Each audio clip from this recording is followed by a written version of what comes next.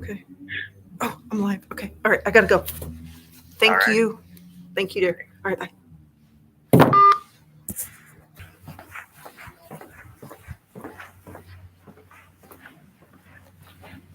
Yes, Mayor, I move that we accept TRC's proposal to review Rosewood Estates conditional letter of map revision application, cost not to exceed $4,096. Second. Any further discussion on that? All those in favor? Aye. Any opposed? Okay, thank you. I appreciate that. Okay, B, consider and act upon a request from BK Walton for using water meter on fire hydrant for construction activity on Rosewood Estates. How you doing?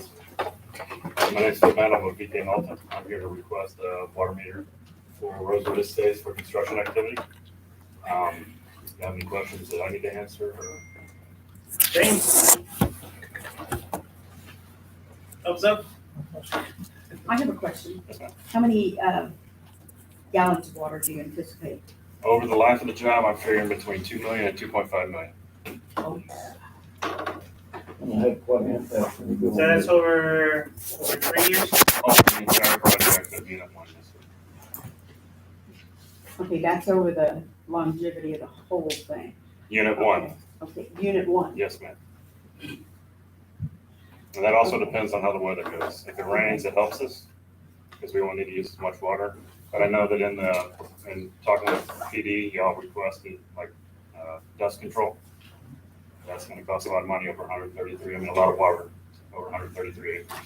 So, Okay, council, y'all are aware that we did go into stage 1 and we're required to cut back 20%. I did reach out to Edwards Aquifer. They said, you know, our uses permit construction and stuff. Just to keep in mind, let me read this sentence. Please be aware, however, if the use of the city's water by the developer should cause the city to exceed their permitted amount, the city will be required to either lease or purchase additional Edwards water rights before December 31st or pay penalties. Okay. So, I'll do that. just food for thought. That's all. What, describe the various uses that you use the water for. okay, like so when we start the job site, we come out, we start cutting the streets out. What we have to do is we have to put like infill areas. We have to embank the dirt on lots to make it match. Well, we have to do it in 6-inch lifts and have it inspected, you know, looked at, taking densities. So water is used for that because it has to have a certain density, certain water, like moisture content, stuff like that. Also for utilities, for compaction of the ditches, same thing with that. And also at the end, towards the end of it, when we do subgrade for like to get ready to make the streets actually with base, asphalt, stuff like that. The base will take water, also the subgrade will take water, and dust control. As you sod the lawns, you put water down there too. That would be the developer. That's won't be on my side. The other water we use is if we have to hydro mulch drains, any kind of easements, that will require water also. And that's just a guesstimate on the gallons. 50 more. Could be less. We'll hope for that. Hope for rain. Yes, So sir. Yes. what is the alternative if you don't have this meter, don't have water on site? You know, does it prevent you from doing any civil engineering out there or? I don't know whether there is any other water source around there. I know that like, as far as cost analysis, us going somewhere else to get water, it's not going to work. I know Benton City Water, I think I told you. Yes, ma'am. And then Mr. Harris has a well that he also sells water from. And, I think Mr. Harris is what, 4 miles? no, Mr. Harris is right there on Benton City Road, closer than Benton City Water. And it's like, I know we talked about earlier that we wanted to put like a tower on site so that we could have water. And we didn't want to have to leave the job site to get water, you know, traffic cause, you know, tracking mud off in the street. We didn't want any of that to happen. We'd just like to stay on site. Just keep it on site. Mr. Pano, if we get hit with these penalties, is VK Knowlton, are they willing to share in the cost of us paying these penalties? I can speak with the engineer and the owner of the project and see how he wants to handle it. That's how I would go about it. I don't know, I can't speak for my company what they're gonna pay. I don't have that authority, but I can propose stuff to them and to the owner of the project. Just be aware that should we get rain and we get out of stage one, or, you know, it could be that we go back and we're under the usage like we Yes, have ma'am. been in the past years. But the penalties are pretty stiff. We went that way one time, and that's why we are always in a hurry to try to lease or purchase some water by the end of the year, but to try to avoid those penalties. That's fine, and by no means, we want to support y'all as much as we can possible. We want to do the best job. We want y'all to be proud of us. We want to help you guys too, so. What are the penalties, Ms. Conklin? I don't have them at this time because we haven't been penalized in a number of years, and I think those penalties are on us, so I did not check on that. Mr. Kidd, I will find out. Get I some mean, I information back don't out to you. wanna slow y'all's progress up, but, you know, I would move that we allow VK Knowlton to install a water meter for the purposes of civil engineering for Rosewood, provided that, Mr. Daniel here, speak with who's in charge of paying for penalties. Yes, sir. So if we, if we get there, then I'll find out an answer for you. I'll do that. Do you have a motion on the floor? Second. Okay, second, discussion. So the only thing I'd like to add is, Josie, we get a meter reading every month, right? Oh, yeah. So, that's another way that we can actually go ahead and help you out Yes, too. sir. I know, we, I can tell you that the meter that they use in phase one at Saddle Ridge, they use 201,000 gallons. So, we can use that as another way to kind of balance, kind of take a look at how's it going. That's how we're doing. So that's a good plan B too. Okay. I'll be able to do. I know we have to report it every month anyway, so. That'll be good. We'll kind of help each other out that way. Yes, sir. Appreciate That'll it. be good. Okay, any other further discussion? All those in favor? Any opposed? Thank you. There you go. Appreciate it. And thank you for taking care of our streets. Yes, sir. It makes a difference. Appreciate that. C, consider an act upon options for relocating existing 2-inch water line of Rosewood Estates property that will serve 2 water customers. All right. All right. What else, sir? Councilman, Mr. Mayor, Josie, Tom, good evening. My name's Carlos Rodriguez. I've been up here a few times. We're engineer at Big Dawson Engineers. I'm the lead engineer on the Rosewood project out there. I'm gonna hand some exhibits out. So real quick, we can just discuss. I won't keep you guys here till 11 or 12. Not the rumor. You guys stay that late, so. They don't Those need are any help. strictly rumors. Take care. Have an idea. Forgive me for it being so small. I should have blown it up, but I didn't want to have too big of prints. Over the last couple of weeks, we've been coming up with some solutions. There's an existing 2-inch water line that crosses our site. If you look at there's a proposed and there's an existing map that I gave you. Obviously, one of them has lots and the other one doesn't.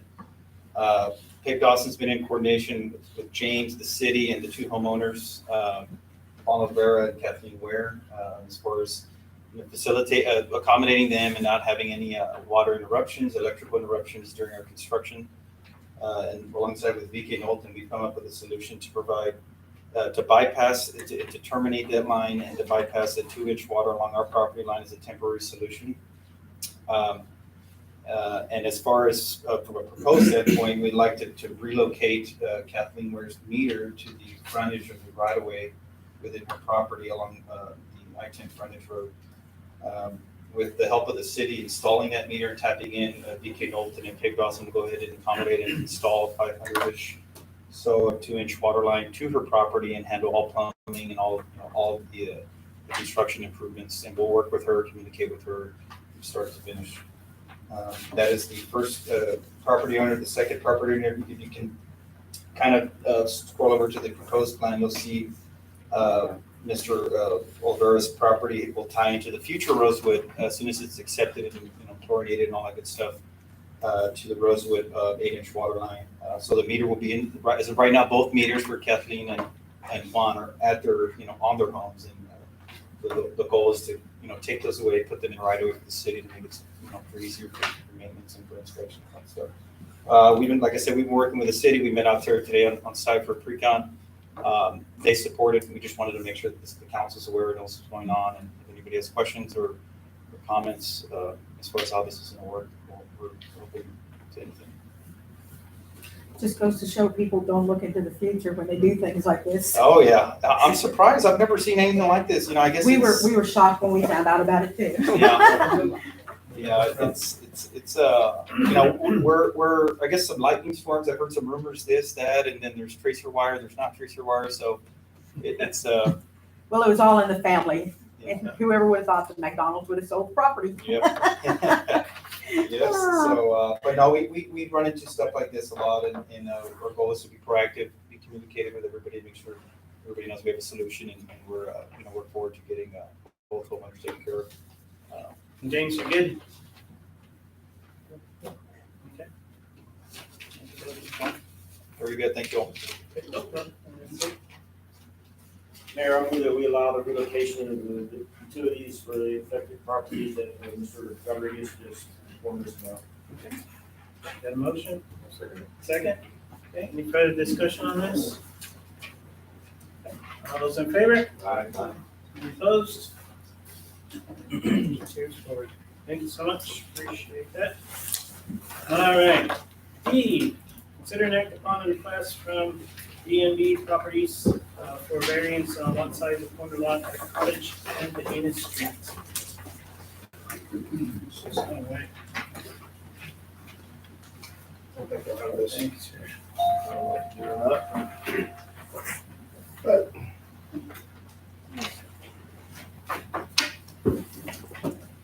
So I'm trying to get this lot replatted into two separate pieces. Same size lot as the one that the Wagners have. That's one lot over.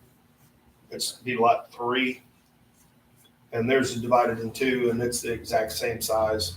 It's more, 6,968 feet.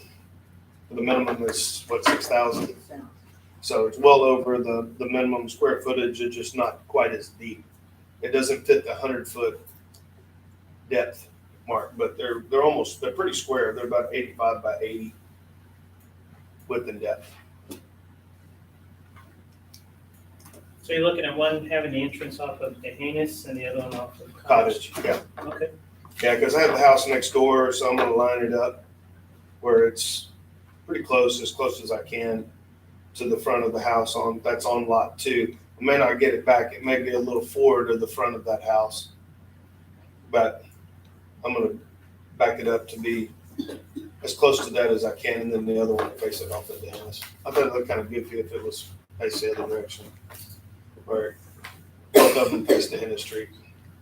Because then when you come down the Cottage, you're looking at the side of the house, not at the front of the building. And that's more of a main street than anything. This property is already zoned It's already zoned. correctly. Had it Yeah, rezoned it's multifamily a long time ago. I just hadn't got around to doing anything with it. You're gonna build like 2 places? I'm just gonna build one right now. I still have a building on the lot 1A, and I still use it because I store some stuff in there, but I have to tear it down. And whenever I did the one back on lot 6, I had to run a new sewer line, so I ran it all on the inside of my property on these lots, and already had it stubbed out for both of these, so it's already set and ready to go.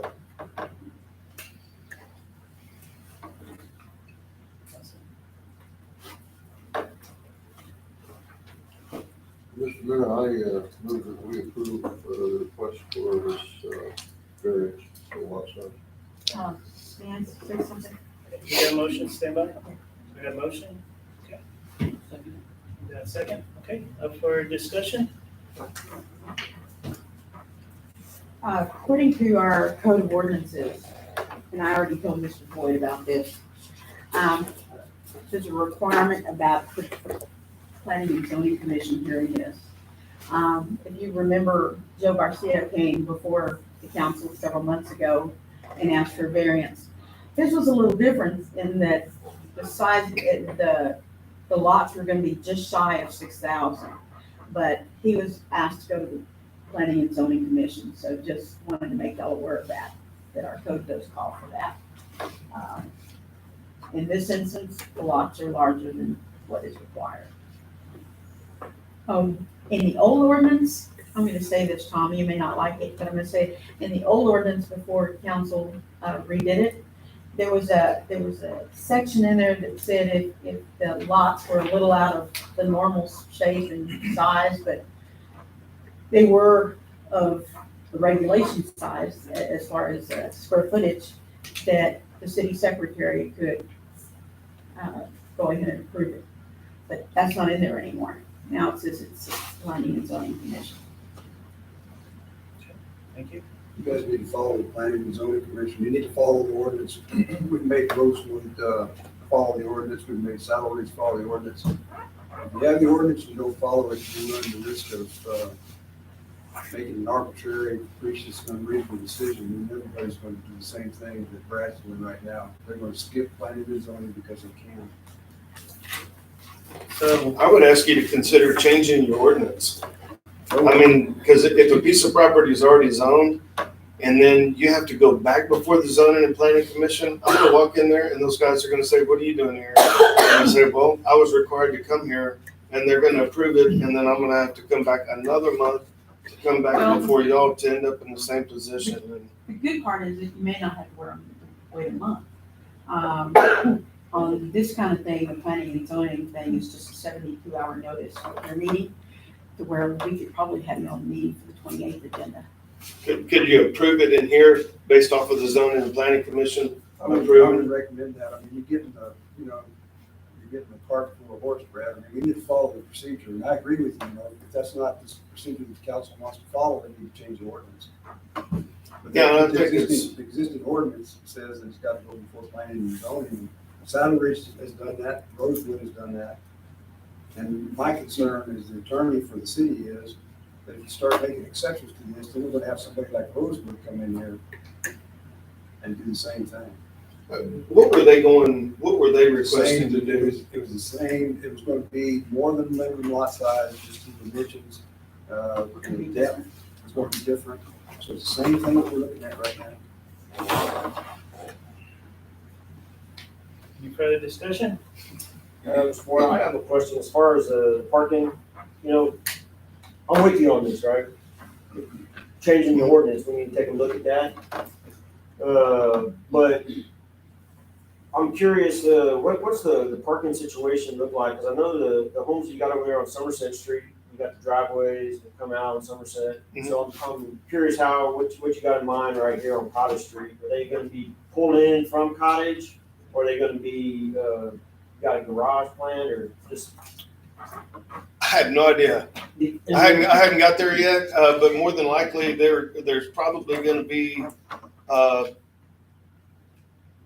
kind of what I envision is the one on the left hand side on the corner would come in off of DeHennis, but the house is going to face Cottage, and the one on the right hand side would come in off of Cottage. Because the reason that I ask is we've got a sidewalk project going on that we're going to go in and replace all those sidewalks. And I don't know if, as far as what that right of way is it 30 feet, 40 feet? I don't know for Cottage, but even if we had street parking, because I know that they're going in and putting, I think, 5-foot new sidewalk right there.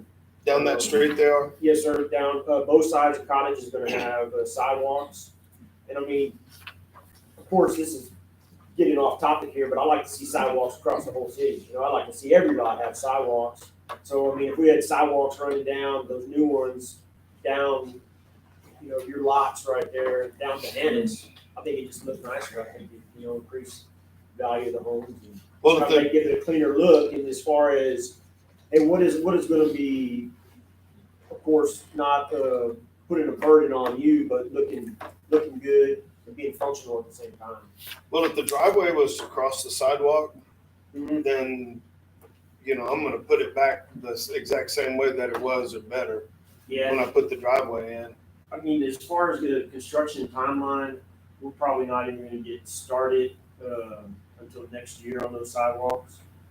So I imagine your home will be built before then. Maybe, if costs keep going the way they are, I might wait a little bit longer to do it.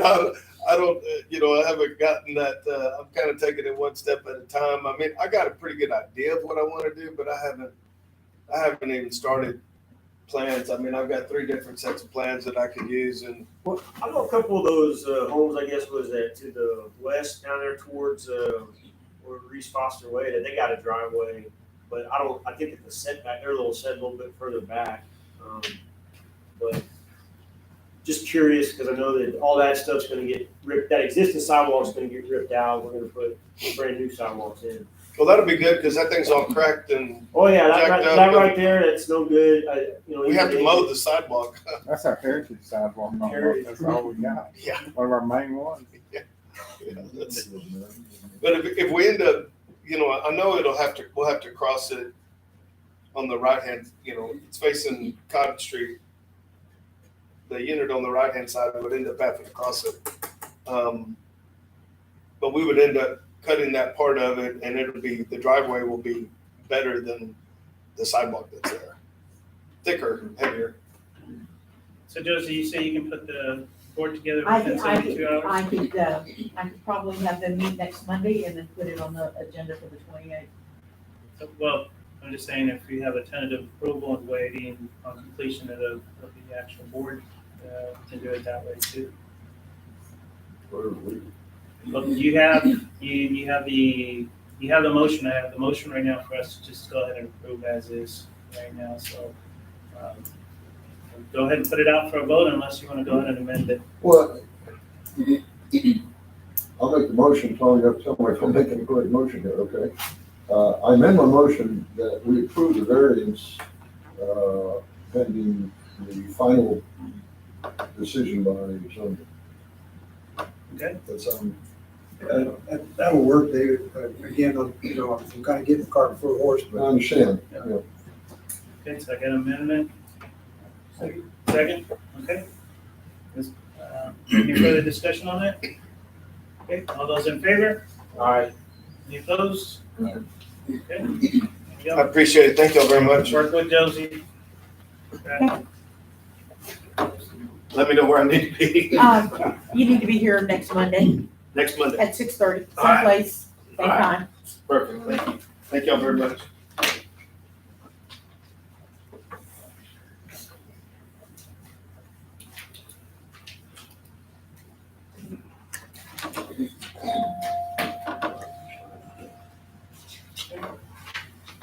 Okay, next one, E, consider an act on the request for variance of height of gas stations, sign off of I-35 and FM 3175. Okay, I thought I had attached that request. Their request, the people that are putting in the convenience store at the corner of 3175 and I-35, they called and asked about the zoning, and I told them what the zone was, which is B2. They asked about what size of sign they could put out, how tall it could be, and our ordinance is 2.5 stories or 35 feet high. And when I told her that, she said it just won't do. We need a sign that's gonna be much higher. So they're asking for a variance on that. We've had many companies come and ask for variances. The one that I can think of was the Days Inn back in its day, because it's also zone B2. HEB is zone B3, so they didn't have to ask for a variance on theirs. Josie, do we need to worry about it being along I-35? Is there anything that Well, TxDOT I needs to think be you part of checked that? on that some, didn't you? oh yeah, I know, it's regulated by TxDOT. We don't have any control over it. Even though our zone says B2, It's gonna be within 600 feet of the interstate right of way. TxDOT has jurisdiction over it. so, and I've TxDOT, already given the contact information to Miss. I saw that email Sarah? through you. Yeah. So then council doesn't have to take action on this. Well, You can take action, but TxDOT has jurisdiction. Yeah. You can say something and TxDOT sort of come back and say, hey, well, you Okay. something else. I'm going to take no action on this item there. Okay, have a motion on the floor for us to take no action. I took Any care of further that. discussion? Okay, all those in favor? Any opposed? Okay. All right.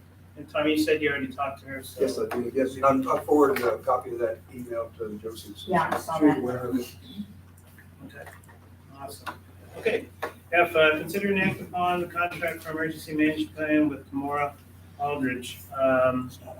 As you can tell, she's not here on that. Spring break.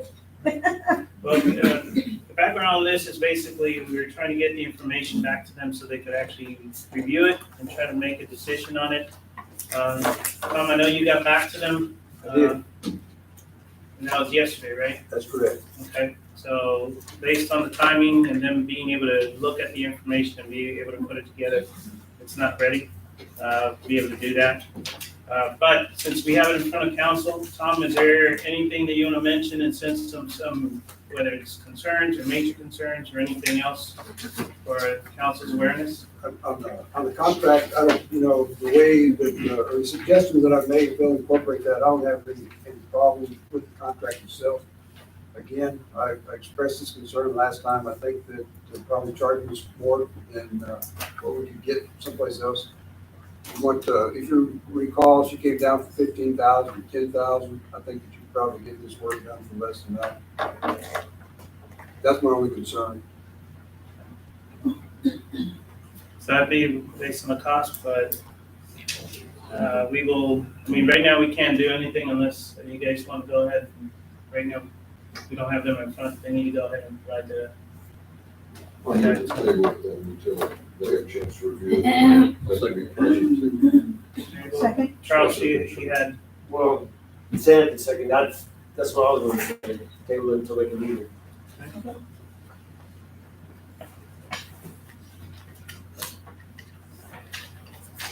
Tom, the only thing I ask on that is let's try to help them out. And based on timing, On getting what? this stuff to them. So, What stuff? I mean, we got the stuff to them, so. I think the last meeting, we had asked to try to get them so they would have the time to go ahead and put it No, together. actually, David's motion was, he said treat it like it was an emergency item. So when I started looking at the contract, she's got a 6 months work period in there, so I figured 2 weeks was fine. There's 180 days in there to complete the contract, Mayor. I understand, but in the sense of the review, I thought that we would have everything That's coordinated with them. David's motion, but anyways, I understand. Okay. I'm just concerned with the timeliness on being able to. Well, they've got it now, so there shouldn't be any problem. I mean, if this item was so important to Kimora, wouldn't she be here tonight? Can't even put, she's talking to the guy who helped them out with the contract. I mean, So- but I'm wondering where she is then.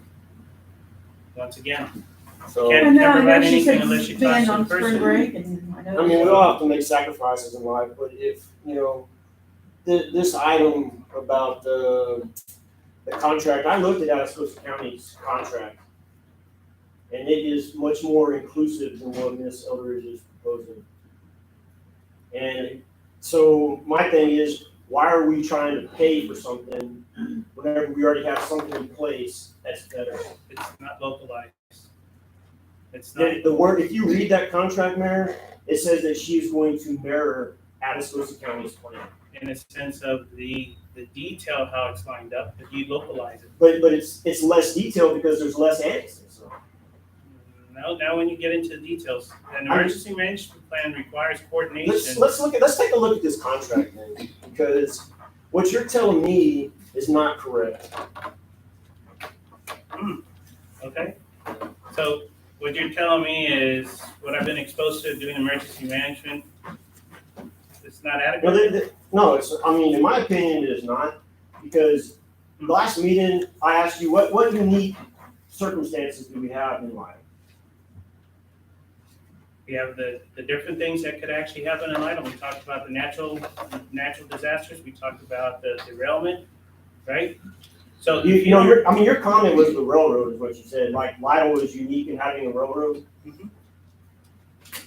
Natalia has a railroad, Divine has a railroad, Lacoste,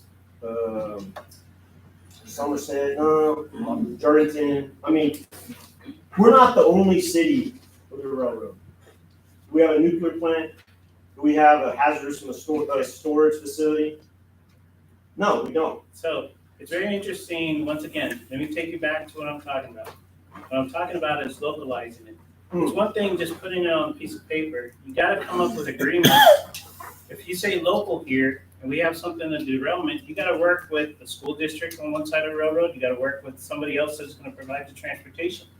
That's how you put an emergency management plan to be able to provide the support that goes along with it. Mayor, have you looked at the annexes that she's proposing to include in this contract? Which ones is more excluding? I don't understand what you're talking about. Well, I thought you were the expert on emergency management here.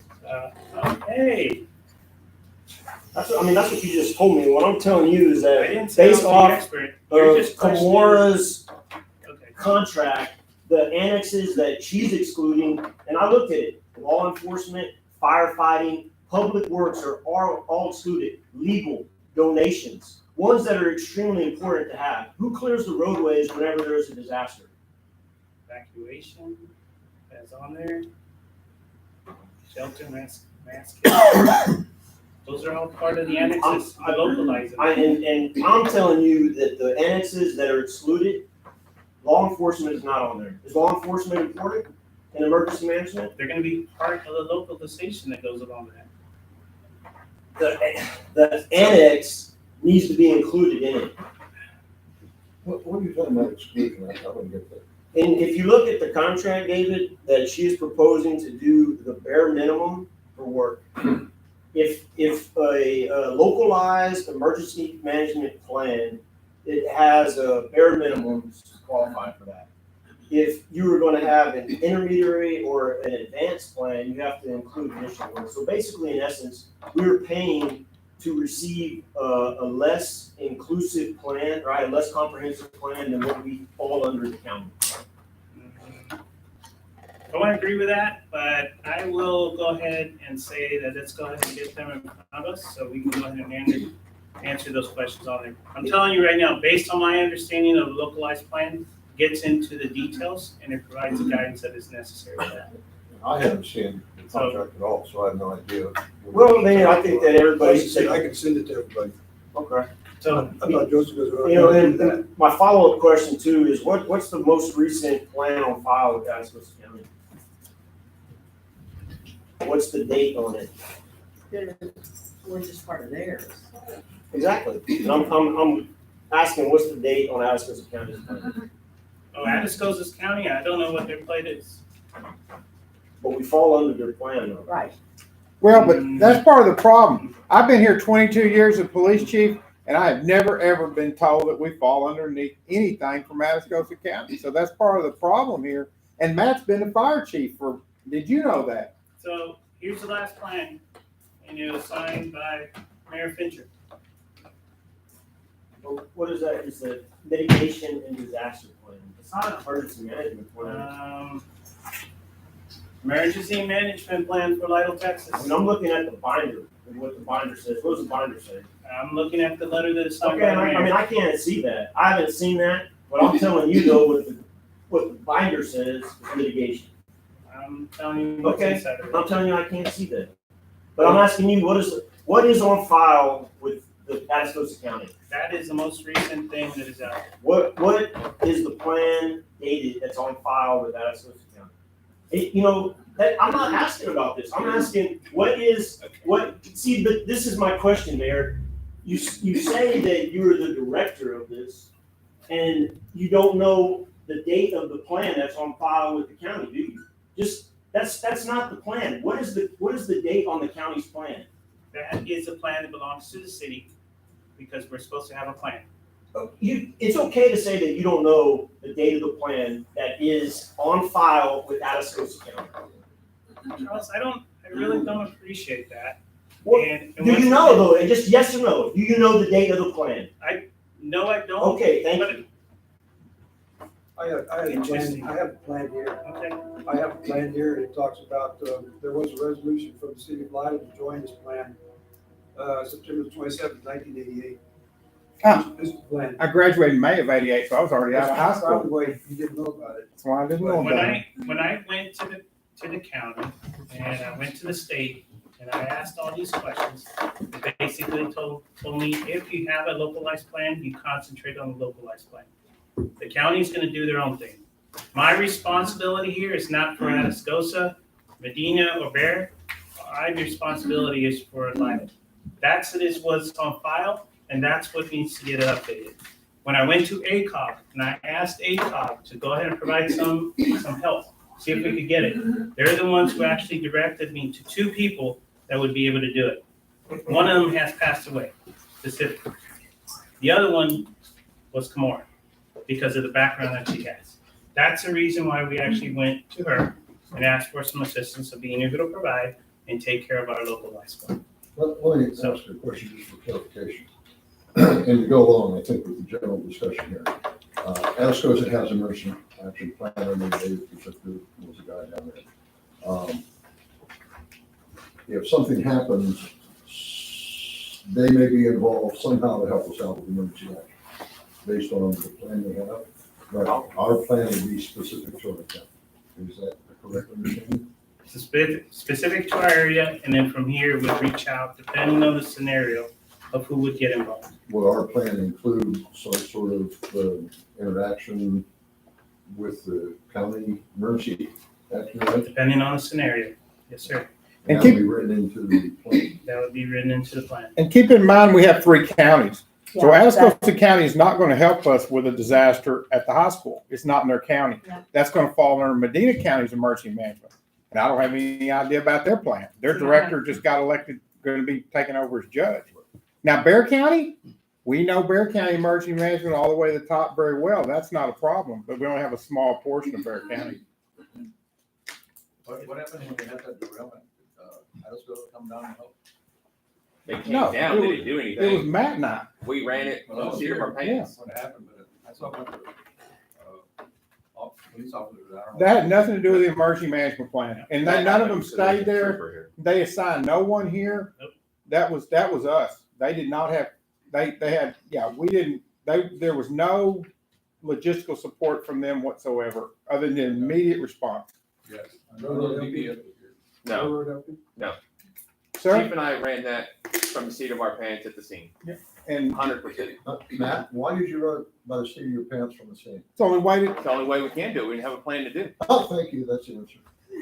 but it wouldn't matter because we only had, if we're the plan, So council, just based on the timing and the things that we have, this, the motion already passed in the sense of us being able to table it. So let's look at that. We'll just go ahead and move on, and we'll go ahead and go to the next item that we have.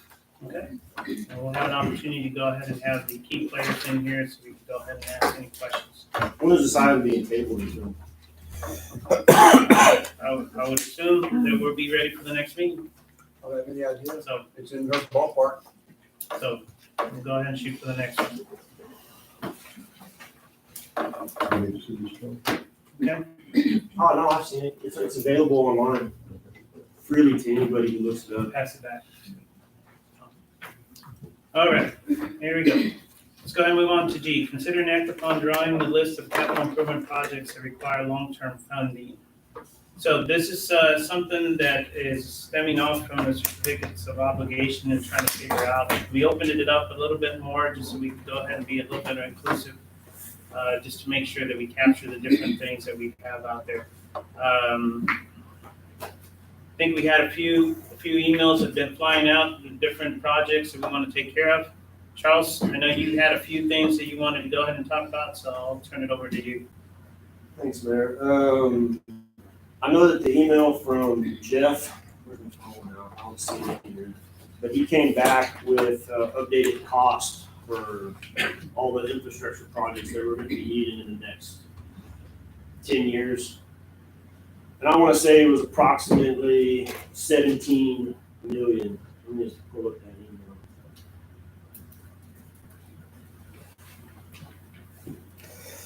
Include the wastewater treatment plant, the water elevated tank, transmission lines.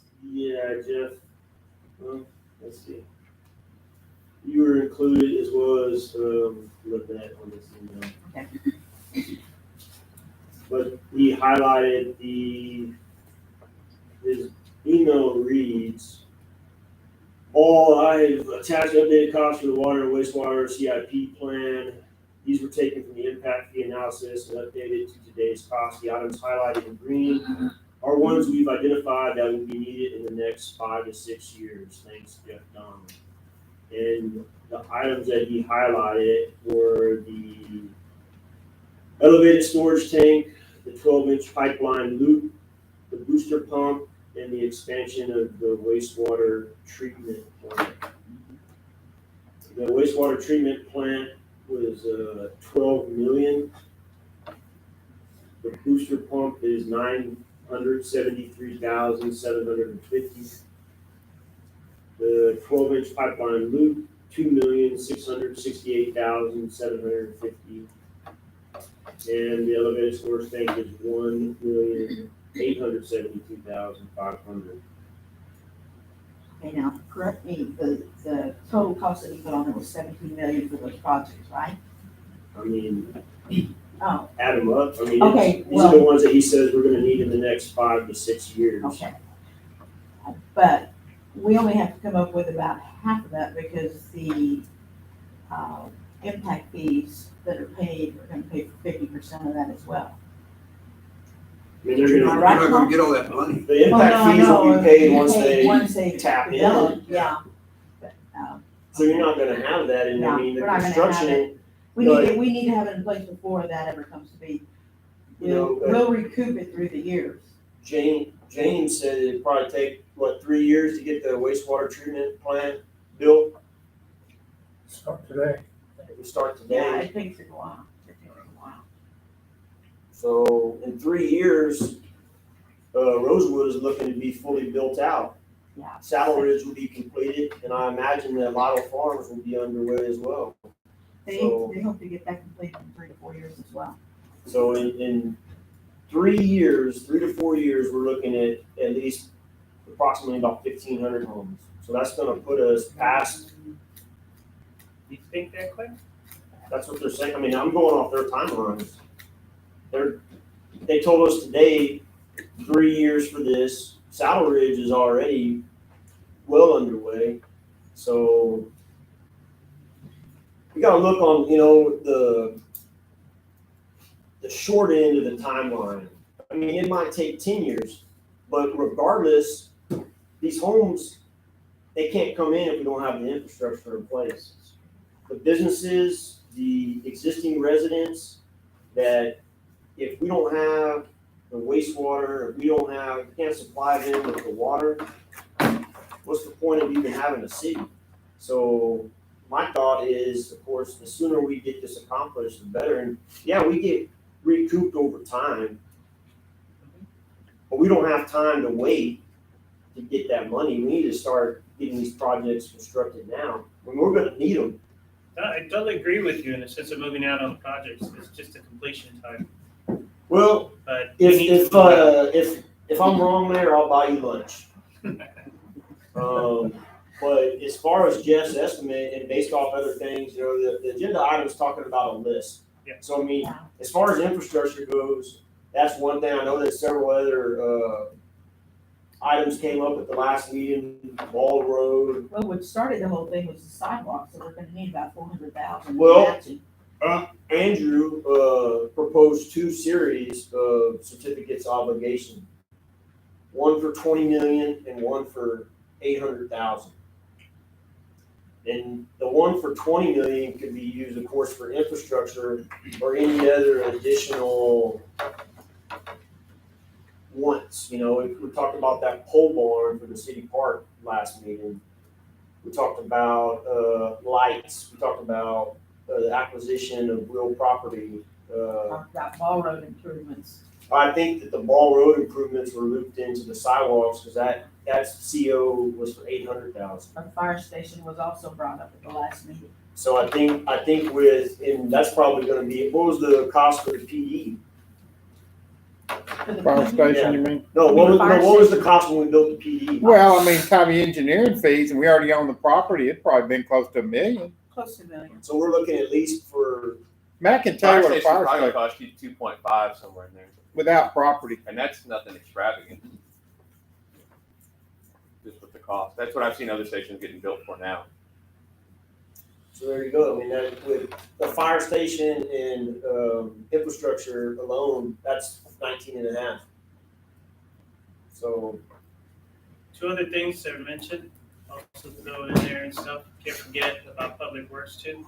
So, in the sense of Yeah. facility. they They've need been a facility. neglected. So, Yeah, they've been on the short end of the stick. So- Everything was contingent upon the well, and when you take that into consideration of being able to get a facility for them, you know, they have a little bit more flexibility of what, you know, compared to a fire station and stuff like that, but still, they need to have a facility that goes along with that. And the only other thing that I threw out there in the sense of opportunity, if we're gonna go ahead and look at getting prepared and everything else, is probably looking at taking care of our railroad street too, going out to San Antonio. So, you know, if you use the estimates of the overlay of what we're using for the other places, that's about 225 right there, just to be able to take care of that area. So that would be the other one. Now, Andrew said that he was gonna help us out with putting the list together, right? Is that correct? he was running the numbers based off what we came back. I mean, what he sent us was Jeff provided that, and Andrew's proposal was for, 20 million and the 800. 20 million certificate of obligation and a certificate of obligation for 800,000. And that would cover, the 800,000 one is for streets, so I think that the Ball Road estimate was probably low, and then again, that's not even a city street, so that's a separate issue. But if you're talking about doing Railroad Street, you could loop that in with, that 800,000, and then you'd have about 300 left over to work on other streets or sidewalks. That 800 takes in drainage as well, Charles? Or just streets? I mean, it's all gonna depend on how it's worded. I think whatever we decide upon, going out for fund, you know, I think the attorney that handles that is gonna, Well, we wouldn't want to do a street unless the drainage was good on it, because that's just good, throwing good money out the bat, you know? do we have any streets with good drainage? Well, I would say a few, but very few. I mean, I think that's why we got the drainage utility fund set up, and that we're working towards having revenue to do long-term drainage projects citywide. Because if you improve the drainage in one area, it's just gonna relocate the water someplace else where it's not draining well. The one project that we do have out there is the Adams. Easy Adams use. Yeah. So that one is out there too, so we probably, okay, with this portion of it, we still need to go ahead and figure out the financial side of it that goes along with that. So, Did you say that Andrew was working on that? well, where we at, who was in that email? Because I wasn't included in that email, and I would like to be included in these emails. Okay? So from the financial side of it, one of the things that Andrew quite a bit. mentioned on it is you gotta look at the financials with the city. So how close are we at? Was that a discussion that happened with Andrew? I'm talking to Andrew on that, and we talked today again. So we're working on a financial forecast. I told him I'm still needing a little bit more time because I'm only in September. He understands where I'm at, but we're trying to get some numbers together just based upon the simple P&L and where we're at on a financial, lifeline to see what we're doing. We need to get that done in order to come up with the options and try to figure out. He wants to see a real financial statement before we make any hard plans on anything. But I told him we could probably get that by the 28th. I'm supposed to meet with him before the meeting on the 28th to go over that. So Josie, you got the list of what we were talking about in here, so we can start creating a list? Well, I got partial, you want me to go over this? No, I just think it would be good to put it together Okay, because let we're me go gonna over need it, and to, if I leave anything out, y'all let me know. are we, Okay, started the sidewalks. hold on. So we still have to wait until the financial portion is done with that before we go. Charles, you actually put this on the agenda. Were you expecting for us to go ahead and make a decision tonight, or? I mean, the item reads, consider and act upon drawing up a list, so I thought that's what we were gonna be doing tonight. Okay, so just put the list together? But wouldn't that be part of the list that Andrew sent us? Yep, That's that's it. Yeah, that's part what of it, but I yeah. mean, the purpose of me asking that last meeting was if anybody else on the council had a project around the city that they wanted to include in us going out for funding for. Okay. This is not, it's not my list of things, it's things that the city needs. So, I mean, if the rest of the council has anything they want to add, I would encourage them to do so at this time. All right. So anybody want to hear the list one more time? Yes, that's. Sam? Okay, here we go. Okay, it started with the sidewalks, then it goes to the elevated water storage tank, the booster station, the wastewater treatment plant. We also discussed, there's a transmission lines, water transmission lines. Okay, and then, we threw in the park storage thing, concession stand. The fire station was mentioned. Real property, the land. Ball road improvements. Public works, facilities. Can anybody think of anything I've left off? Let me ask, on this property that we're considering, do we need to add anything in there for paving, bridging, because I know, some drainage issues on this property, does that need to be included in the list or something extra? I think I need to get an idea how much. Well, what I'm thinking right now, David, is probably, we should be concerned about acquiring the property first, and then we can work on the others. That's what I'm thinking. You've got a drainage utility district. Drainage utility fund Yeah, that is gonna drainage utility be, fund that would be coming online. There'll be some construction, road and possibly bridge construction to do what we want to do. with the property. Right, yes, that's correct. So, I mean, it would hurt to kind of put that on the list too. Once we get the property, then we can move ahead without worrying about other funding. Right, and I have no idea about the cost of any roads or any bridges, culverts that may have to be installed. Culverts would be better. I'm hoping by the 28th to actually have a true CapEx budget for you that you can look at based upon Andrew and what we're putting together, but it's not even close to ready yet. And then I don't know if we looked at Jeff's spreadsheet on the updated cost of 20. For the 22, 22, yes, yeah. sir. That, we're taking that into consideration too? Are you talking about that 23 million? Yes, that's the 23 million on the water system, Yes, sir. and then 20 million on the wastewater. So that's what we were talking about today, and he's even wanting to kick it up a little more because of inflation. So he's like wanting to kick it up another 7%. So we're just gonna go with it and see what happens. We had a lighting for the 2 diamonds at the park. Okay. We work on that. How's what?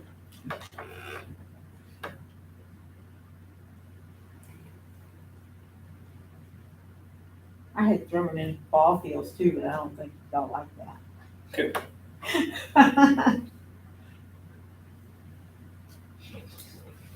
land is like, you have to go in and remove a bunch of dirt.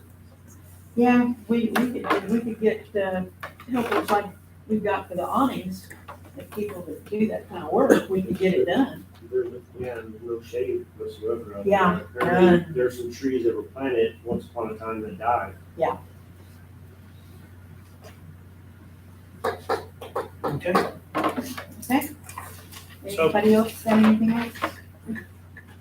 Okay, everybody want to make a motion based on the list that we put together tonight? I'll make that motion. What's the motion? To approve this list? Yeah. For consideration, It right? is. Okay. For the list for consideration as part of the capital improvement projects. I'd second, just, yeah, go ahead and then I have a comment. Got a second? Okay, any discussion? Yeah, I'm guessing that this motion is open-ended enough that once we get our financials in line, we can adjust this thing. Is that my understanding? Come back to the council. Yeah, so this is a tentative list based on what we find out. Well, because we have necessary infrastructure improvements that have to get done. Yeah, sure. Then we have our wish list, right? It's almost like a Christmas list. Like, what do you want for Christmas? You want lights at the field? Do you want this or that? Like, we have to have it. No, I just want to make sure that we weren't Yeah. So, finalizing this like this is the end of it. I mean, I know that the items worded as capital improvement projects. Now, whether everything that's included on that list qualifies as a capital improvement, I'm not sure, because I don't think some of them do. But definitely, if we identify and prioritize this, so it's like, what can we afford, right? Depending on the financials. But as a tentative list, that's what I second. The idea that just I don't know if we where we are right now. come back and prioritize them once we've got everything compiled and rank them, like, look, we got this much money. I mean, all those everything on that list exceeds 20 million. It's probably closer to 30, 35 million. One of the good things is Andrew told us, let us know and he'll come up with options. Because there's different tools out there that can help us to be able to get there. So This is a starting point. that's correct. Yep. Okay, any further discussion? All those in favor? Aye. Any opposed? Okay, thank you, appreciate that. All right, let's go ahead and move on to H, discuss and act upon the insurance of certificates of obligation based upon the recommendations made by the city engineer and financial advisors for funding necessary infrastructure projects. Mayor, I move that we table this until the 28th. Okay, motion, Second. okay. I got a second. Already had a second. Oh, you did? So discussion point, Lynette, since you're talking to Andrew, do you think we'll be ready for the 28th of March for the assurance of the certificates obligation?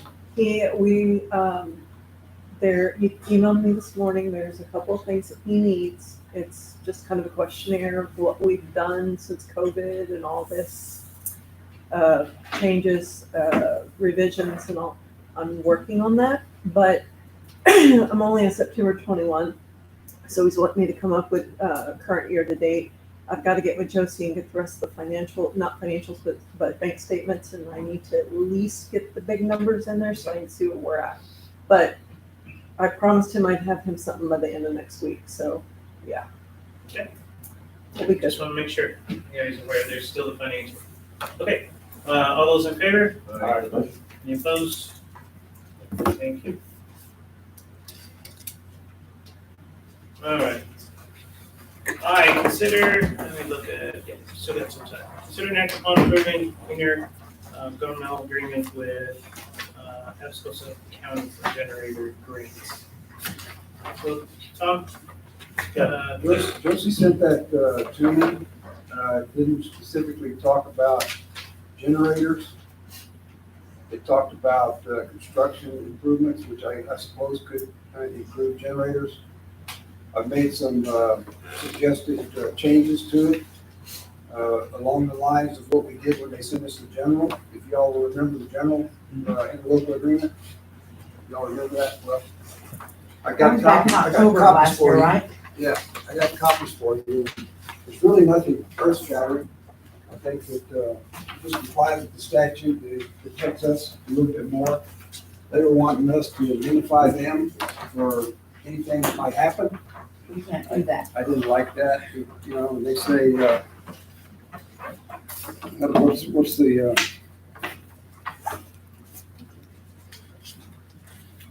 I did start making more copies than that, so. Paula?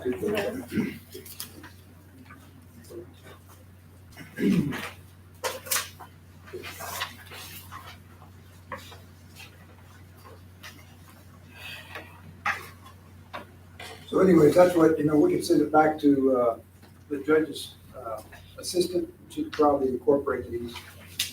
On the first page, that the language that I've added there, that's just called for by statute, by chapter 791 of the Texas Government Code. Why they leave it out, I have no idea. And then the back page there is the attachment, and that's where I say that we need to add this on to the bottom of the agreement. That just like we did in the first agreement, the interlocal agreement with them, each party is going to be responsible for any damages they may cause, not for the damages the other party causes. And then the last paragraph is that we don't intend to waive our governmental immunity. So I think that's important to be in there. And other than that, the agreement says that if they get the money, we'll work with them. They won't incur any more cost until they talk with us. So I didn't have any problem with the rest of the verbiage. I don't really know how much money they have for this grant.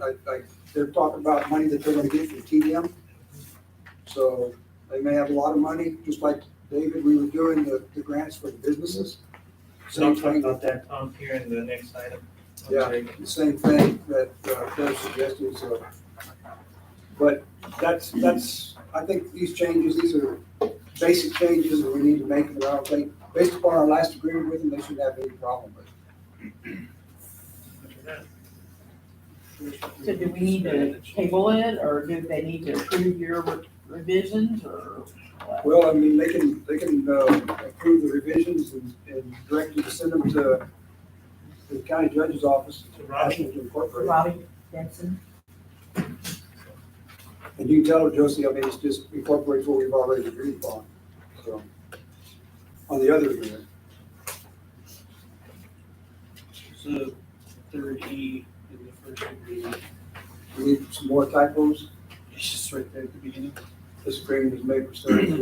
Agreements. Oh, this agreement? Yeah. Yeah, there's a couple typos in there, Joseph, that I saw. You can circle that one too. Yeah, so you cut some. Yeah. Nothing that spell check would up on. Okay.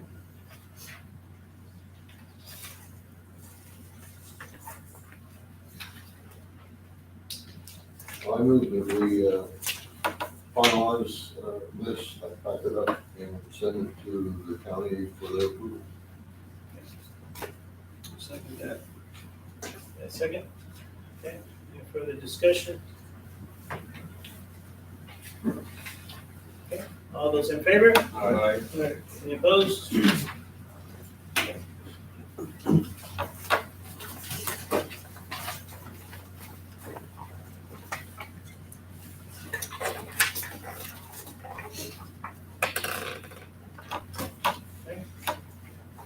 All right, J, consider an act upon applying for generator grant under Atascosa County. So one of the things in the last meeting that we had is we didn't have the numbers and how it actually looks based on the breakdown. Tom right now alluded in the sense of what money or how much they were looking at. What they provided is basically, it said the overall cost for being able to get 2 portable generators that have the capacity to take care of the kilowatts that we need for the water. We're talking about the regular water booster and the wastewater treatment plants. It's $200,000 for the 2 to have that.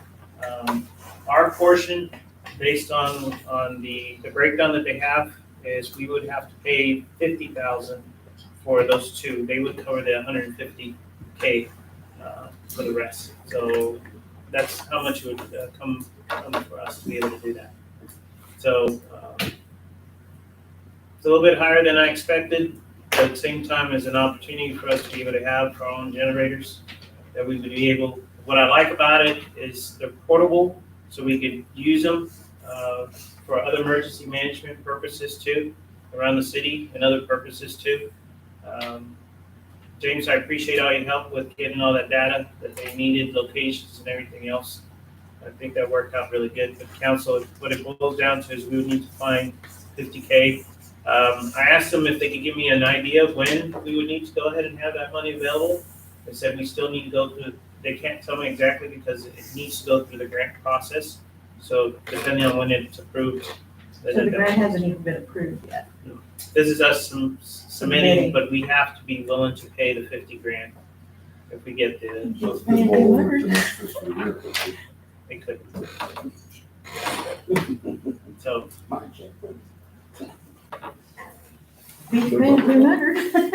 Well, the question is though, if this grant goes through quickly and the 1st of June, they say, hey, we're ready, give us $50,000. We can come up with that. What's the grant deadline? Is there a deadline? grant deadline, they told me it's at the end of this month. Am I not telling the truth? The county has to submit their application first. They're collecting from all the other cities too. And when is the decision made on these grants being awarded? Don't have, I think the grants have to be in by April 15th. they said by the end of this month. Oh, okay. Okay, I thought the deadline from us, right? Correct. But then to get it together, it's April. and But then- all the cities, talking to the other mayors, so we all have to get it in by the end of this month. Funding wise, you're fine. I'm just more worried about coming up with the 27,000 for Andrew eventually. Josie said she'd figure it out. Aren't we getting back like 72 for refinancing that old? Yeah. Ta-da, you came up with it. Well, I know. Josie's hiding that money. The 72,000 for the refinancing. We applying for the generator grant in conjunction with this discount. Okay. Second that. Second, okay. Any further discussion? All those in favor? Opposed? Alright. Thank you. Tom, how much time? We got a few minutes. Do you need a lot of time for the closed session? No, I just need to bring the council up to date on what has happened since the last time we met 2 weeks ago, so. Council, do you want to go ahead and take care of that before the break, or? Sure. You want to do that? You got the copy of that letter that I sent you, or do I need to pull it? Okay. So let's go ahead and go into item K, closed session, consultation with the city attorney between case 22-02-. You're gonna mute that, While they're in there, you're gonna mute that. Versus city of Lido pending litigation persistent to section 551.071 Texas Government Code. Josie, can you show us that, go into closed session at 7:58? Doing our kind of. Thank you. You need me in there, huh? No, we don't have to take it. Be in there, please. Yeah. Oh. 3 days later, there's just people coming in and pay I don't know. I mean, it's not that. But it's not. I'm not wrong.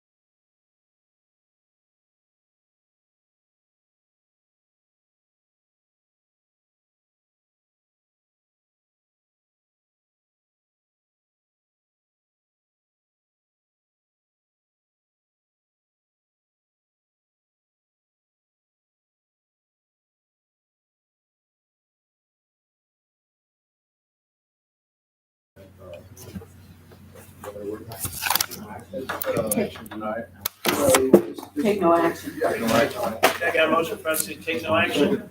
A second? Okay, any further discussion? All those in favor? Aye. Opposed? Okay, thank you so much, appreciate it. Let's go ahead and take a break. This is short. 8:10. Take a 10-minute break. What did you say, 8:10? 8:10.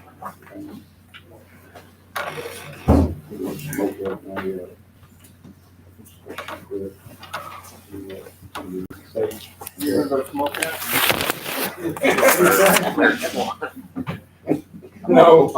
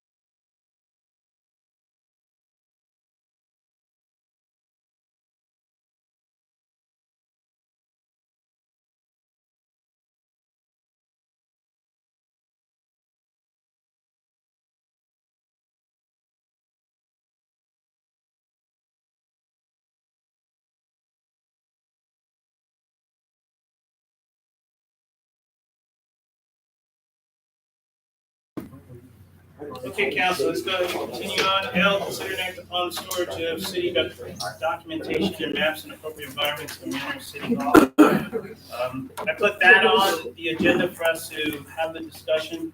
As we have gone through record keeping and different things that are going on in different places, including maps and documents that we actually have over at Public Works, I think we probably need to look at areas inside of City Hall for us to be able to house some of these products, along with the documentation. Some of these things are actually out in the heat, out in, normal outside humidity up and down and everything. But I've had the opportunity to walk around this facility. I know we have room in some areas back over here that we could actually be able to take care of that. So we do have some designated areas where we keep some of the things, but there's other areas too. We also have documents in other places. We have some that are out in the community center, in the back, in the open. We have some in the back over here, right, Josie? I don't believe we have any records back there. There's none in the sheds? I don't believe it's any in there. It's over there. I would like to look into digitizing them. Okay. There's a lot of stuff over at that other, now a lot of stuff that we have over there is concerning utilities, but it's stuff that in all the time that it's been over there, which has been many, many years, we've never looked into it. It's like, utility bills from years gone by. Because it's involved with utilities, we're, asked to keep them a certain time. But it's stuff that we never go back and look at. Have we exceeded the time that we're supposed to keep them? I haven't had a chance to get to them in a while, so I would say probably some of them, but not all of them. But there is a number of stuff that I was thinking that with all that we have over there, there's no way all of those could fit in those two rooms. No way. So there's some things that are in different places. I know I've looked at the stuff that James has out there. Some stuff doesn't need to come over here, but there's some stuff that needs to come. Can we take a look back there? Do you mind opening up the room so the council can look? Huh? I appreciate that. That'd be good.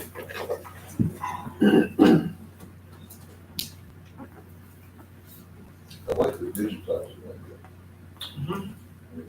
We just need to make sure some of those paper copies are good enough quality to get did because some are pretty rough looking because they've just been out in the elements. I say elements in the moisture and Too heat. nasty to digitize?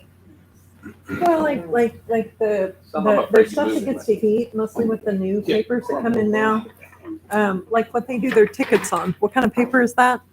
Oh, that's a thermal paper. Yeah, and if it gets hot, you can't Council, read you it. guys got a second? Go back here. Digitizing. Central location. on you back there. Yeah, digitizing solve a big storage problem. I'm not going. After they're down.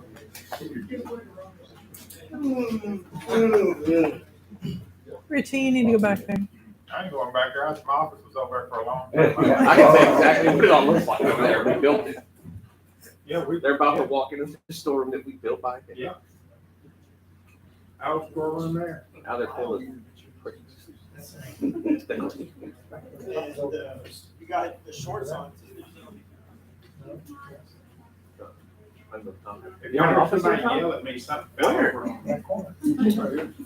Really? What's wrong? That was before me, Tom. Back office. Yeah, Tom. Didn't know that. Miss Compton tells a story when Tom moved his office down here.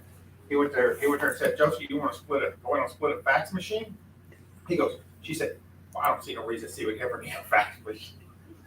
Did that really happen? She tells that story. What year Tom, was stay that? quiet. Huh? What year was that? 1981. We still got There were rooms in here and hired Eric Gramberg to come in and cut a doorway. Yeah.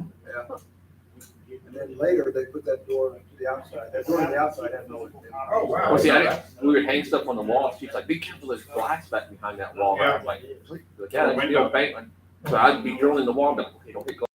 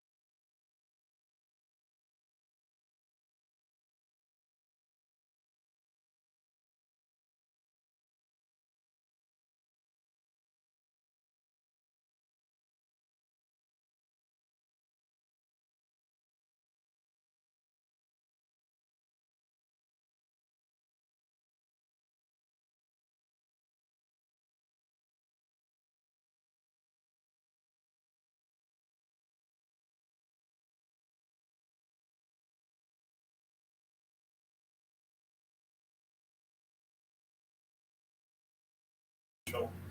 To help us out.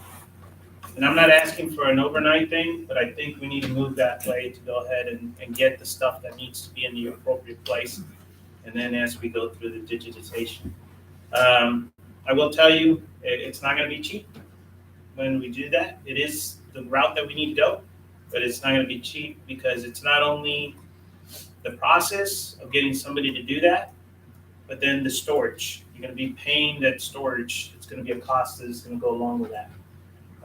If we go down that road, we'll need to get Frontera, their IT folks, let them to come back with us and give us a solution of what we're gonna need to do to try to take care of it. But in the meantime, I think the first phase is we need to go ahead and move things around and get stuff that needs to be in here until we start doing that. So I'll leave it up to you guys. I make a motion to begin moving the things that we need, that we would probably anticipate digitizing first. And then get from there and see what, give us something, what that might cost or look like. A motion on the floor? I second that. We need to get moving in that direction. Second, any further discussion? Sure. What does the state law say about records retention? It depends on what record.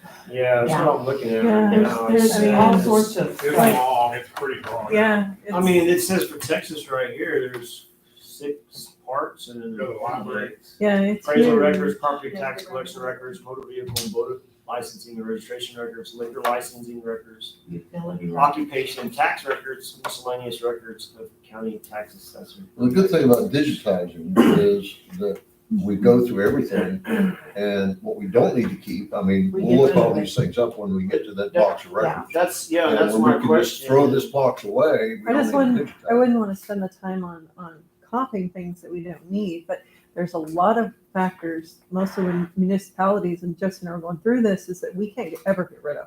We have to keep for life, but it Sure. seemed to be more than just normal corporate, like where I was before. So, I mean, there are some stuff we can get rid of, Physical but copies we need to retain. Yeah, there's a schedule. There's a schedule for the there's type of schedules for document. Yeah, everything. my point is the act of going through the digitizing process helps us to sort out what we need to keep, what we don't need to Exactly. keep. Mhm. Because, And You know, we- and another we thing you're gonna have to will- look at, do we have server space for that? That's a lot of JPEG and a lot of Sure. scan. And that's what Frontera will help us with, yeah. So, yeah. But yes, I agree with the motion, that's why I second that we Okay, need to do there start. things we need to move now and work towards digitizing records? I would say start now digitizing and then go backward and go slowly and start pulling those records little by little. The motion is to move things that need to be in proper storage there now, like maps and things. Maps And to begin, if I understood it, what I just seconded, and begin the process towards for digitizing. digitizing. That's what I got. And that would be working with And any Frontera. documents that we have, like in storage over at the community center that are permanent records as part of this, of the schedule that we need to keep, I would probably recommend getting them in here. Just who are you proposing, who's gonna be doing this, I guess is the question. Josie? When? Well, The maps are not a problem. James will have to bring them over here. That's all there is to it. Well, there's We need- there's certain maps that it's for usage. There's certain maps that based on projects and different things that we need to keep just because those are the things that we did. So there's there's different types of maps. But I think it's just overall, everything in a sense of the documentation, okay? And taking a look at it. I think the first thing is probably make an inventory, find out where we have certain things, look at the schedule and make a determination, trying to take care of that. And I think we're gonna need to get Frontera involved to go ahead and kind of give us an idea of the costs, both the short term of getting somebody to go ahead and do that for us, because we won't, to be honest, I don't think we're gonna have the chance to be able to do it ourselves. Now, what we can start doing, what Lynette is talking about, anything that we're working on right now, those are the things we can start adding and putting in there. Right. Okay, those are the things that we can do. The things that are 10 years old, they've been, those we can put them in as we get a chance to be able to get them digitized. So it's a two-part that goes along with that. Okay? But we have a motion for us to go ahead and start working on it. I guess City Hall takes a lead on that, right? working with Frontera to go ahead and come up with a solution and look at their processes. Yeah, we don't need a committee or. No. So, yeah. Any other further discussion? All those in favor? Aye. Any opposed? Yay. Okay. Okay, motion carries forward.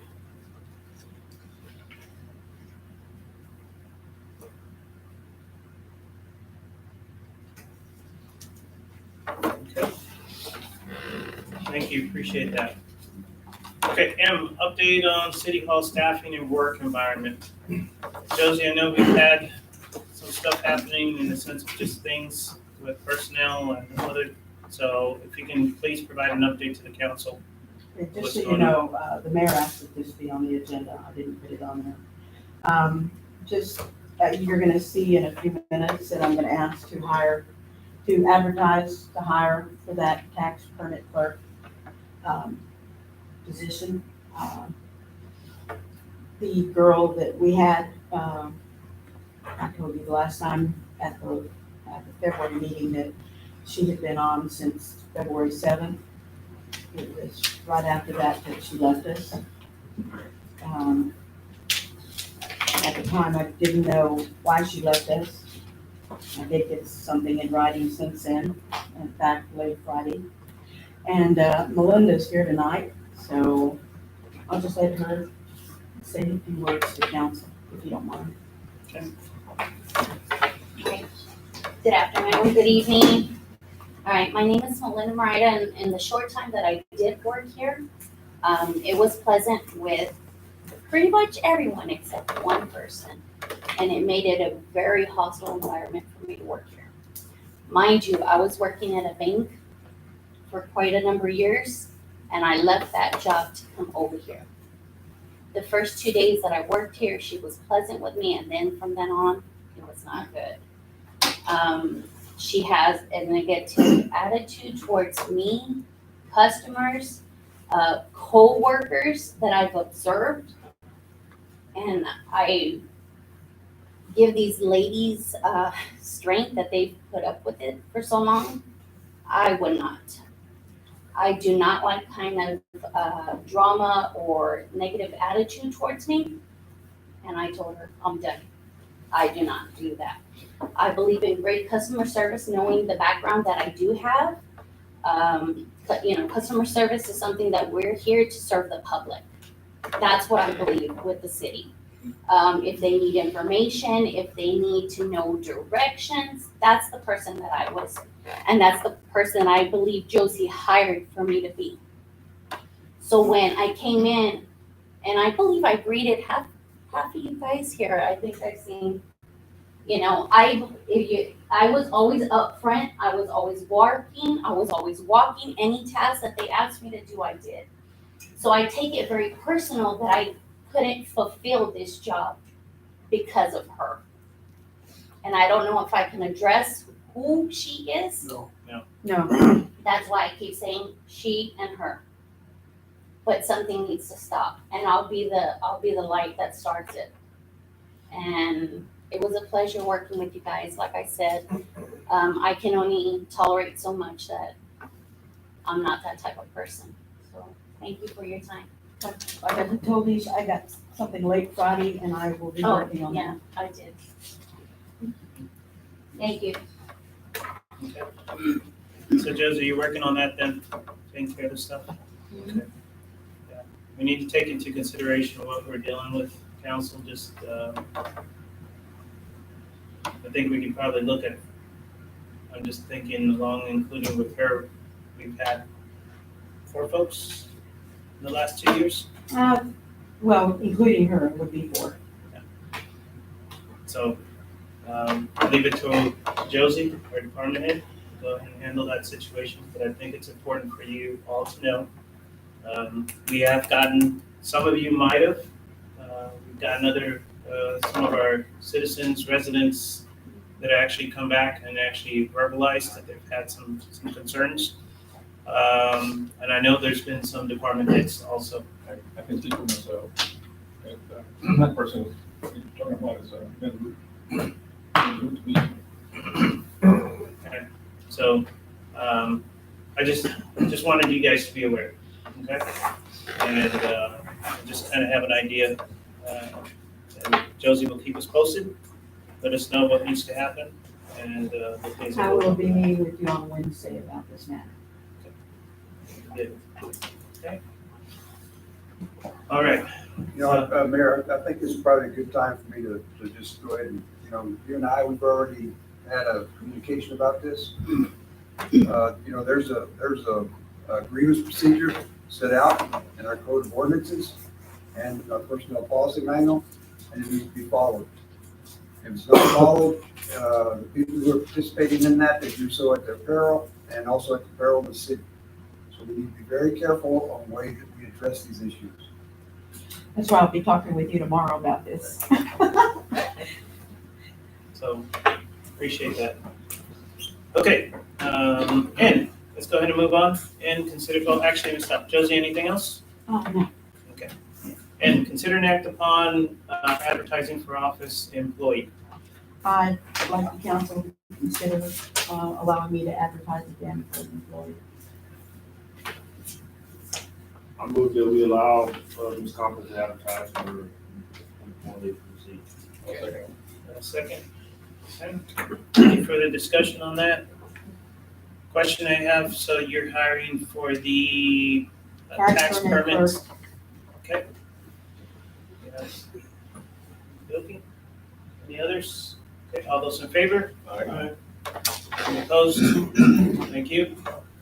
Oh, consider an act upon advertising for part-time kennel tech. Santi. Yeah, the commission, I can re-advertise the first one I had, then one I had wanted.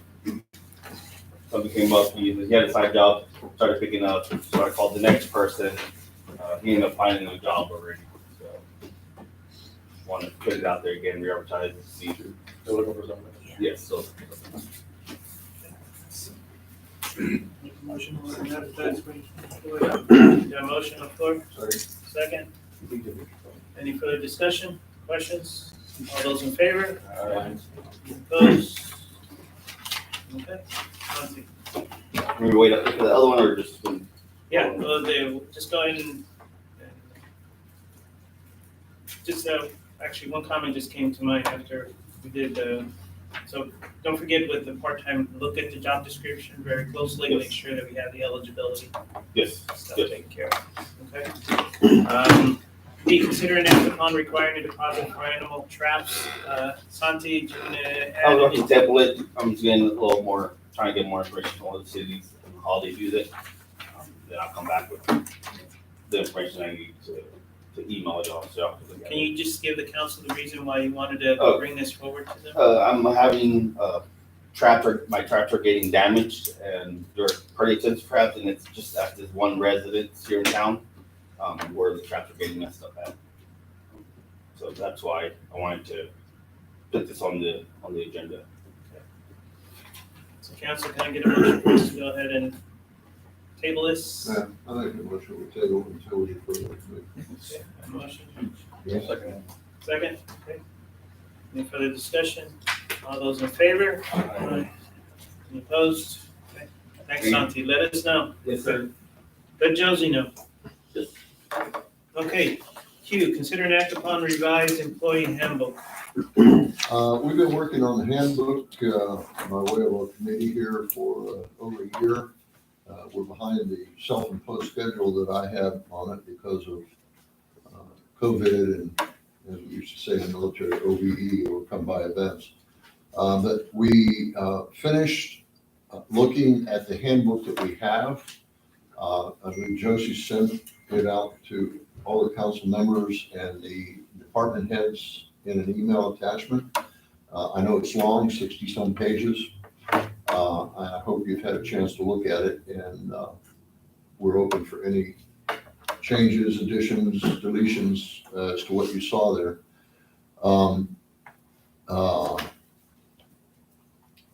You probably noticed that the page numbers don't quite match up with the index.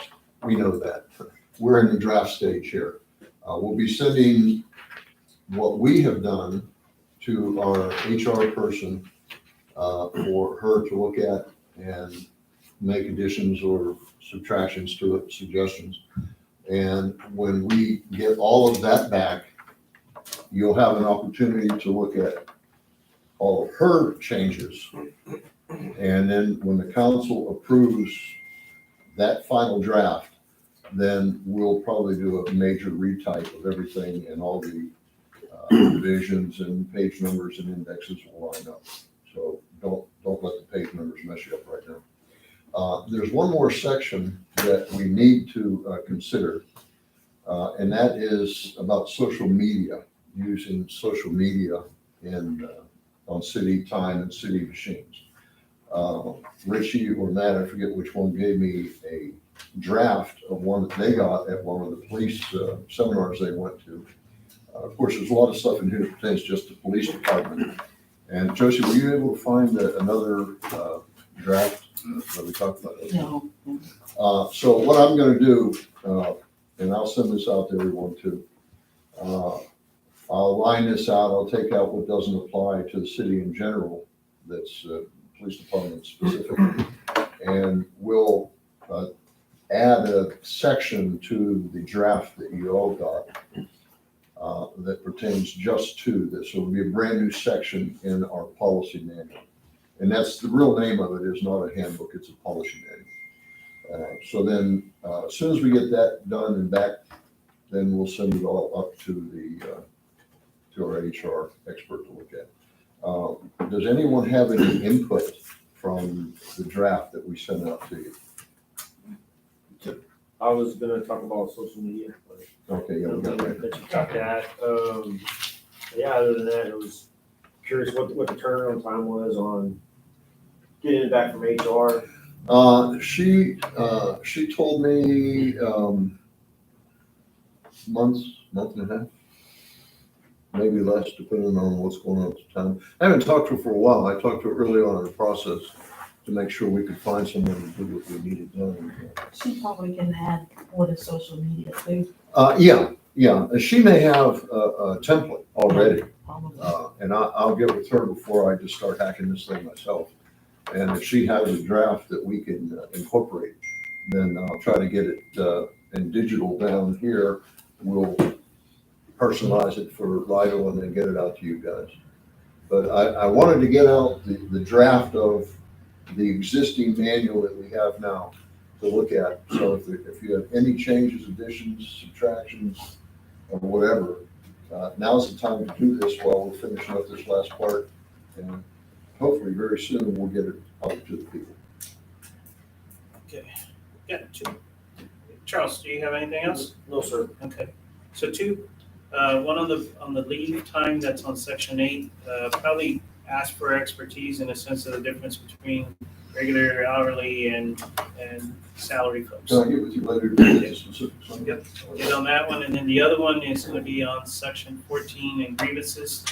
The paragraph is labeled grievances relating to sexual harassment or discrimination. I think we need to put grievances relating to sexual harassment by itself, or discrimination.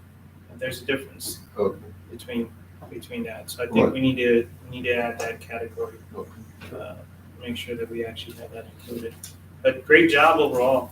Great job. I mean, to the department heads, you guys getting together. Josie and Matt and the chief, the other department heads, they sat in with us at first. But honestly, they're kind of the receivers of this.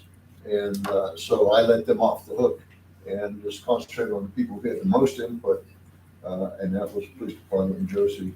And they did a great job, and I really appreciate what they did. Good job. Anybody else? All right, so if you have, I'll get what the mayor has here. I'll clean up this social media policy, get it out to you all real quick before next meeting. And then next meeting, I'll have another agenda item for us to approve sending our draft to HR. So do you need anything based on? No, I don't need anything right now. This is an update.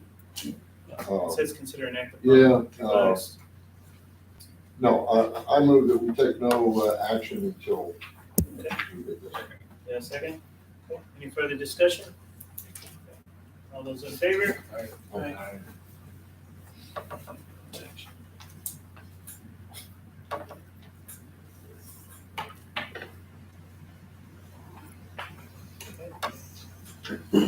All right, R, update on text dot maintenance agreement. Tom, Well, that's the agreement that, the mayor talked about. That's what TxDOT wants us to take over a bunch of obligations where we have no obligations now. So I really haven't, they said it's just something that they need to do to check the box, so I really haven't put this at the top of my list. I see no reason for the city to undertake the obligations that we don't have now, so, but anyways. I don't have it ready. That's the update. I mean, if we don't agree with something, then that's, might as well go ahead and push back. I think we had a meeting back here on the 1st of December, right? Yep. And they told us at that time there was no press on this, right?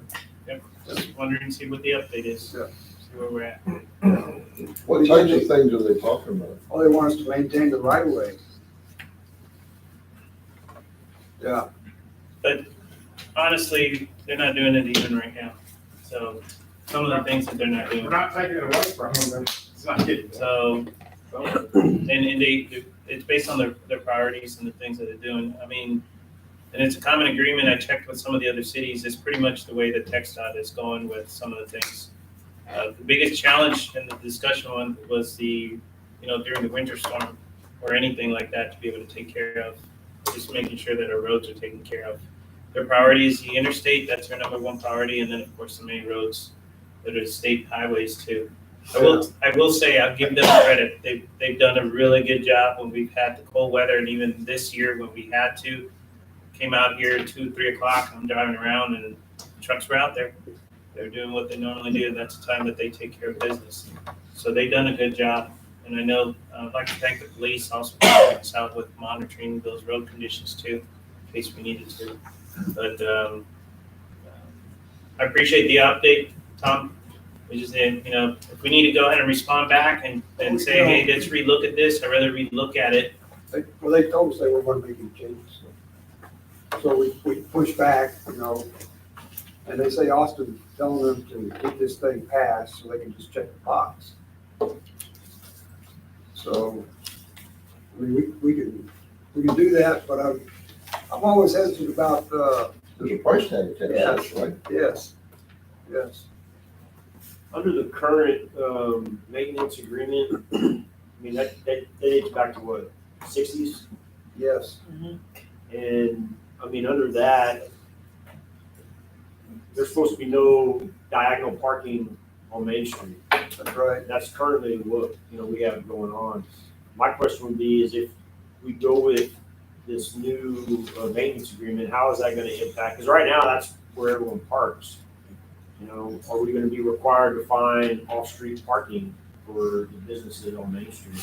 That's a good question. I don't, they're not enforcing it now. I mean, they come back, I know that the new businesses down there at the intersection of Somerset and 132, I guess they had an event last weekend or the weekend before, and they were in the right of way. I don't know if they come down or they just be like, let it go sort of deal, or like, I think they're gonna leave it up. Yeah, they're gonna leave it up to us. We do have a problem developing down there. yeah. We have a problem developing down there with the three newer places that are staying open later. That's really about all I can say is we got a problem developing with the parking, and we haven't had any accidents yet, but I don't see how it's gonna maintain the way it is right now. But Richie, you had mentioned that, and I know we got to schedule a meeting with TxDOT. It's the month again. We do it every 6 months, so it's time. You had mentioned about trying to get them to put a sign that says public parking into the Gidley House property. We need to get public parking. That we need a sign there so they understand that parking lot. A lot of times people just assume that is a fire department parking lot. I mean, so that's the truth. Okay. So we need to get and that's not a very well designed parking lot. It could, I mean, it's not a lot of cars and it's not easy to get in and out of. You're not gonna get a bunch of 3/4 ton pickups in there. We are gonna have to work, if you care anything about the downtown area and TxDOT's involved in this, we are gonna have to work to get parking, better parking, either if we develop along the railroad right away, which is an option, what has been an option in the past. But at some point in time, once we have an accident, we're going to have to basically eliminate those vehicles that are parking out in their tail, the pickup sticking out on the right of way is parked on the roadway. I mean, that's where we are.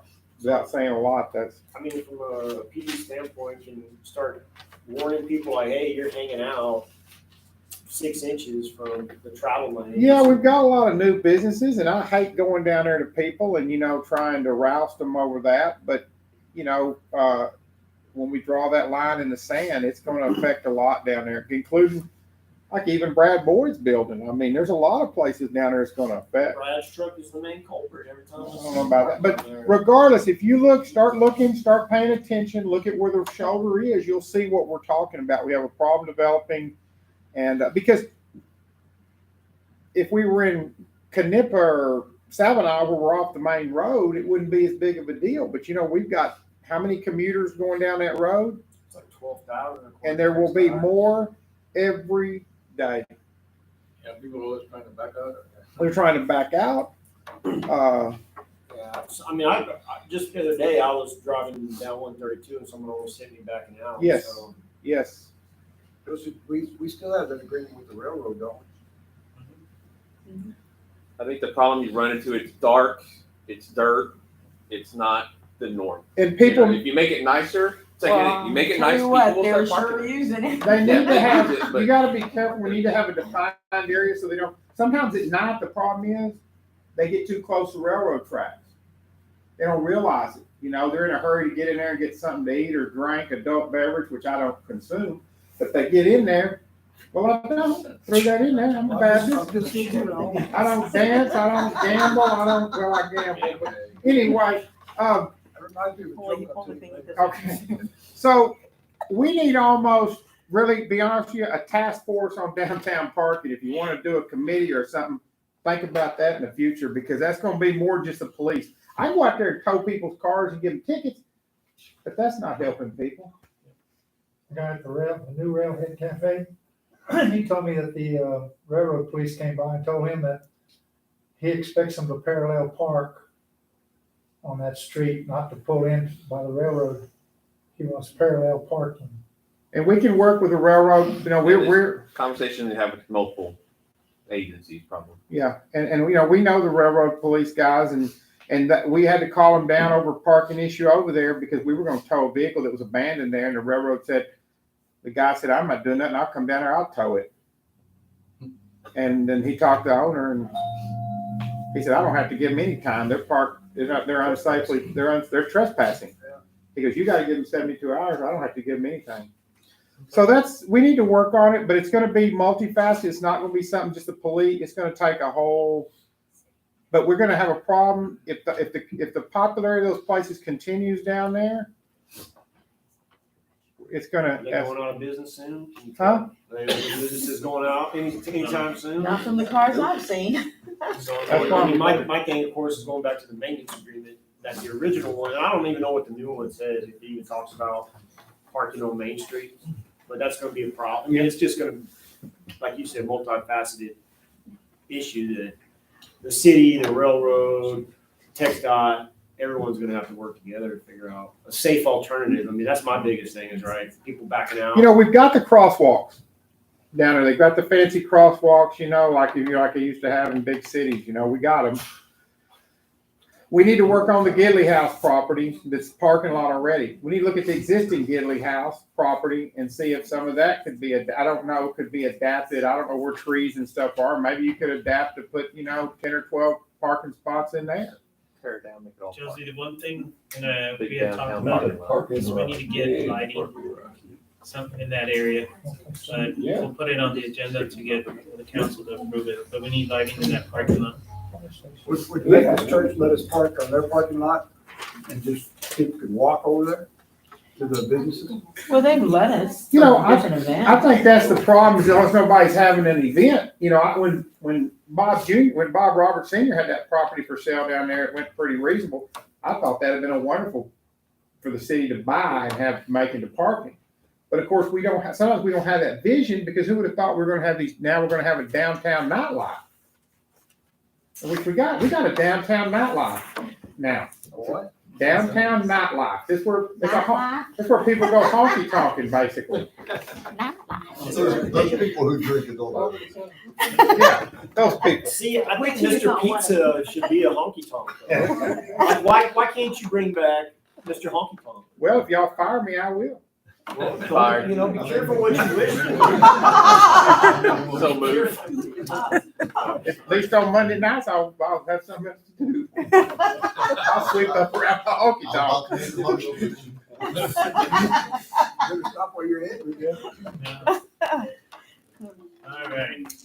Be part of that Mayor, what I nightlife. can do is I can, so everybody will be familiar with it, I can get a copy of our existing agreement, a copy that they're proposing, and I'll send it to you. Just don't discuss it among yourselves, and then that way you'll know what we're talking about. Okay, good. Thanks, Tom. And yeah, like I said, if we need to go ahead and address some stuff, let's bring it up in the next top meeting. Yeah, and We have concerns. Yeah, and, when this all came up, I know that Charles was talking to Christian, when we were talking about the sidewalk grant. He said, well, where's the textile agreement? She said, I've never seen one for Lytle. And then Kimley Horn found one. It's dated 1968, I think. It's either 66 or 68. We had been given one, back when we first started the meeting, she gave it to us. Jessica gave us a copy. Oh, well, I'm talking about when they were talking about the sidewalks. Yeah. Christian said, I've never seen one, and then they came forward. Then they found it. Mayor, if that meeting, if you could This remind is- us yeah, to it talk was about parking at that meeting with him. 14 April 1970. Oh, Kristen gave, Jessica gave us that, right? No, First meeting? I was already, Tom found it, Okay. and then it was included in a packet, and then they came back, said they couldn't find it, and then they said, oh yeah, there's one. I was Is that 5 correct, months Tom? old. Because Christian said that back when we were in the community center, that there was no maintenance agreement, and then it was unearthed. Records retention, Mayor. Yes, it was. So, Lytle, Atascosa, Medina County, population 798. 1970, We're gonna get that many people this year. so. Census count. Okay, let's go ahead and keep going on. S, consider and act upon setting up spring cleaning day in April. April is traditionally the cleanup month. Chris is here tonight, a member of the Keith Lytle Beautiful Committee. And I guess Keep Texas Beautiful Committee assigns April as a cleanup month, one of the cleanup months. So we need to have a cleanup day. We're halfway through March now. There's a lot of work to do. So it probably is going to be more like toward the end of April, I think. By the time we can line up dumpsters and their advertisements out, notices out. Yeah, the 16th and 17th is Easter weekend too. Yeah, so maybe later in the month. Yeah. People might take that holiday weekend and do the clean it up to get ready for the next weekend if we do it then to haul everything in. I know we talked before about trying to get another dumpster, big roll off, because we filled 3 to the max last time. And we'll be working with the trash people to do that. So, I don't have a calendar except. Chris, is there anything you want to The pass? 23rd Ms. and the Long, 30th. anything you want to say? No, I talked to Chris earlier and asked him if he would just be here as the face of the committee. Let me just, The 23rd and 30th are the April days after the 16th. let me give you a quick update on the Keep Lytle Beautiful Committee. The update is, I have no idea what's going on with the Keep Lytle Beautiful Committee. I've sent out several emails to them. I've made phone calls and left messages because no one answers the phone. Chris is the only one who's responded at all. He's trying to get information for me, but he's, it's kind of a one-man deal when the committee's not there. So, I called again tonight and left a message with the head of the Keep Lytle Beautiful Committee. asking her to call me back immediately. They need to have a meeting, there's some paperwork they need to do with the Texas committee. And I need to find out from them, if they don't want to be on the committee, then we need to get some other committee members. So Joseph, you have the list of all the committee members based on districts. Can we go ahead and get them to the council members so they can reach out? Sure. And so the people that you designated are designated out of your area. I believe you were Cheryl, right, on? You were Jeannie Simmons, right? That's correct. Okay. Jeannie Simmons? Yeah, she She's hasn't not on the been, committee. she's on the committee, but she hasn't been to Shouldn't have, any of the meetings. And Chris was who's? Well, it was, I nominated. Okay, you nominated Yeah, him, okay. And then Janice Jacks, who was that? Was that Jerry's or Joseph's? Me. And then, Philip Devaney. And then you were Devaney, Philip. right? So then Jerry must have had that Janice Jacks. so, So y'all need me to write that down for y'all? You or- reach out to them Okay. and. Yours is Cheryl. I have Devaney. emails for them. Do you have phone numbers for all those people? I have their emails. No, but I can get them. Okay. We need their phone numbers and. Emails if Good luck, possible. they don't answer the phone when I call. Do you have Phillips? I don't have his phone. I think you're a telemarketer a little bit. Oh, I tell them clearly who I am. See, you gotta go bang on their doors and drag them out. So anyhow, you said the 20th, 23rd and the 30th? I think, today is what, 14th? It gives us, 5 weeks to get this, lined up if we do it on the 23rd. We need to, I did talk last week when I had a meeting with Waste Management, I gave them a heads up, but Yeah. of course we didn't have dates. So we're looking at the 23rd. It doesn't matter to me, 23rd or 30th, it shouldn't be before Easter, it certainly can't be Easter weekend. I'm just thinking people might take that weekend to do some holiday. Sent you Philip's number. I sent you Philip's number. If we ever want to talk to him, we're just stopping at Baker Hub. Yeah. So. Having a go. It's usually there. It's back up. I would say that we not shoot live? for the 23rd, and if there's any reason for us not having it on the 23rd, then we'll go for the 30th. So, I'm sorry, I didn't go to the bathroom, but, if it's a beautification and people are coming into town for Easter, would it make sense to try to clean up the city before Easter? To make it nice? I mean, I know just, we got a lot of, we're having the Easter event this year, right? We're having it at the park. As far as I know. So, I mean, if that's we want to something- clean up the city before people are coming into town. Here's what happened the last time we did cleanup. We walked the streets of Union, Dad were out there walking, and Mark and Chris are out there walking with other folks. That was little stuff. The big stuff, and certainly that all needs to be picked up. The big stuff is what people are cleaning out of their yards and cleaning out of their garages and their storage buildings. Well, I guess the alternative I would propose is that if we're gonna be setting up the dumpsters after Easter for people to throw stuff away, as far as like cleaning up the streets, I mean, we just need trash bags and gloves to Sure. be walking the streets. It would be I mean, especially, and the reason that this comes to mind is I walked out 2790 today for that pre-construction meeting. And there's a bunch of, you see all this trash in the right of way. And TxDOT, it's their right of way, they're not gonna be picking it up. So if we want to beautify Main Street, or focus on around the park before that Easter event, I think it would go a long way. Say, look, Lytle's clean, at least for that weekend that people are out. So you're saying like the 9th of April? It's a good idea. Just to pick up trash. It is a good idea to have, the weekend before Easter is the pickup trash time. And the bulky waste. And then bulky waste, the 23rd with backup on the 30th. Oh, yeah, we got to consider the weather too. Well, yeah, that's what we'll have to backup day for construction. So that works for me, but we'll need to get on the advertising real quick. And Chris, whatever we have to do, and council members, whatever we have to do to get this beautification committee to get involved this time.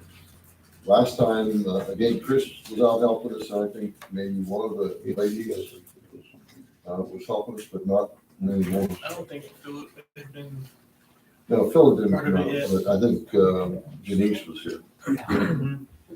So, yeah, I make a motion that we, No, so you make a motion for the. 9th for a walk the street cleanup. Okay, And I'm looking for volunteers, so I have to advertise that.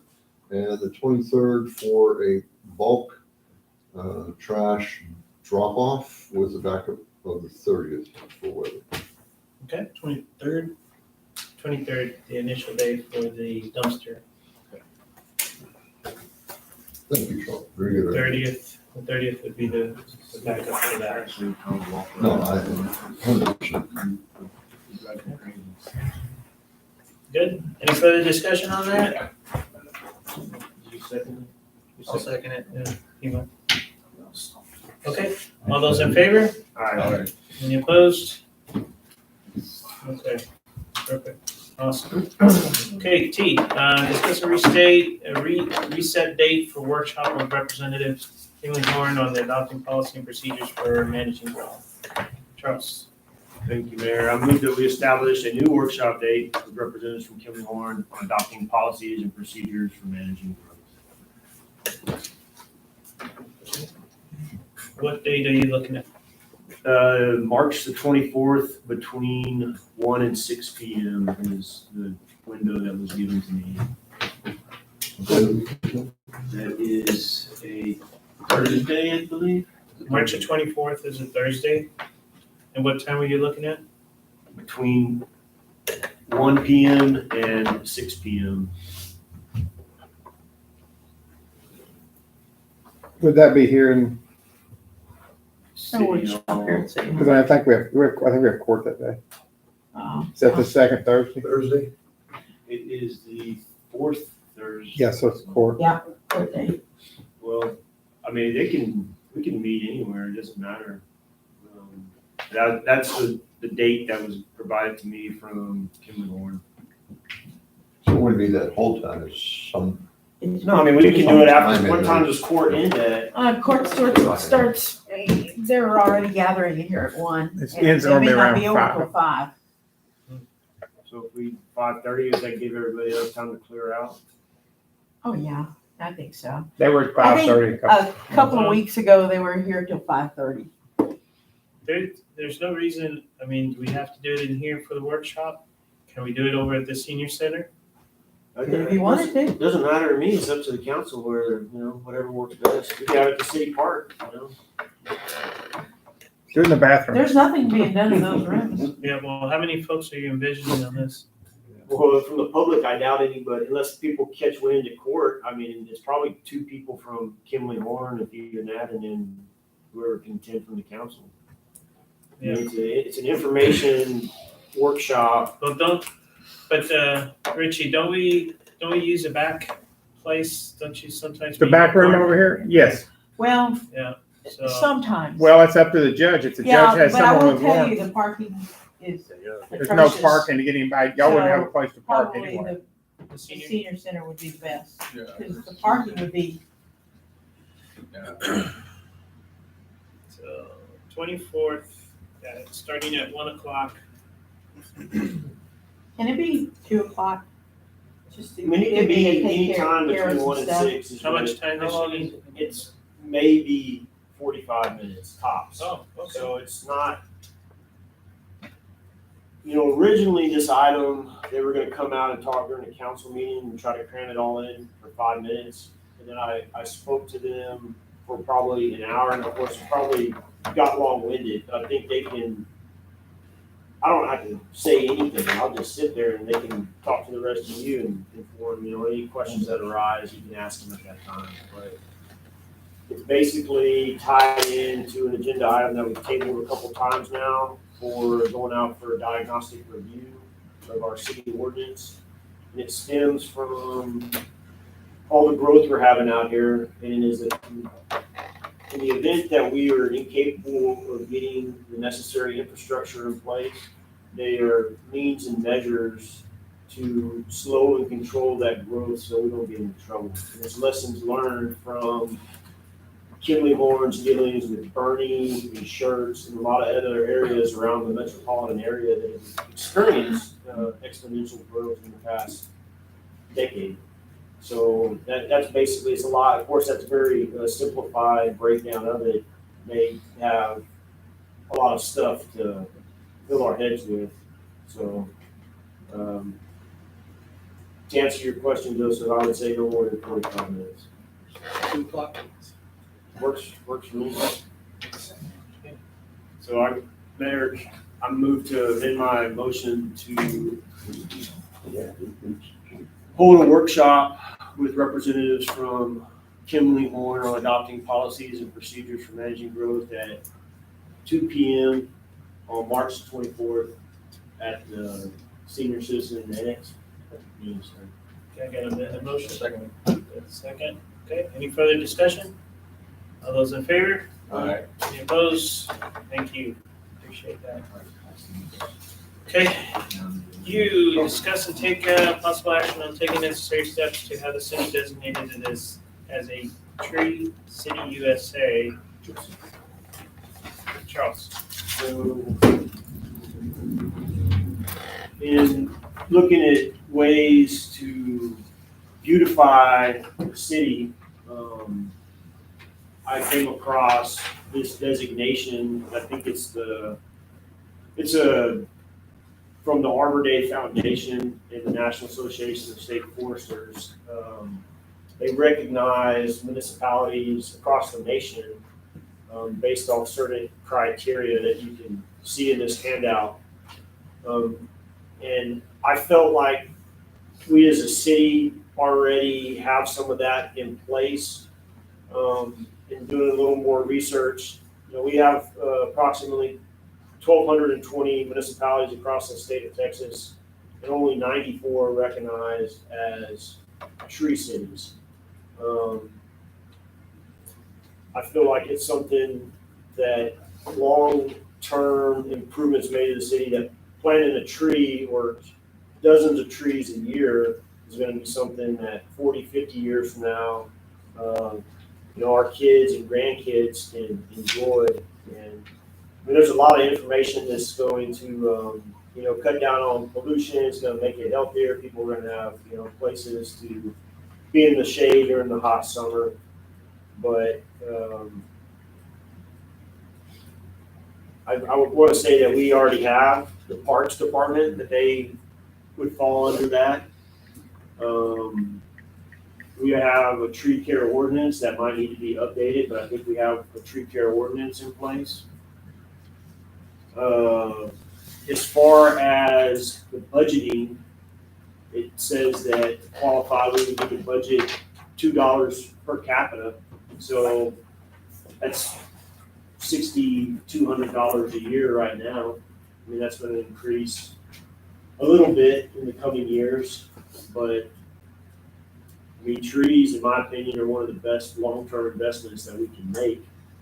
So really, we would just need to maybe have a specific line item in the budget where we set aside that for trees, and we would need to observe Arbor Day and have a proclamation. So pretty simple criteria, a small percentage, less than 10% of towns across the city, across the state of Texas even bother with this. But you look at that list, and to me, visited, a lot of those places that they're nice.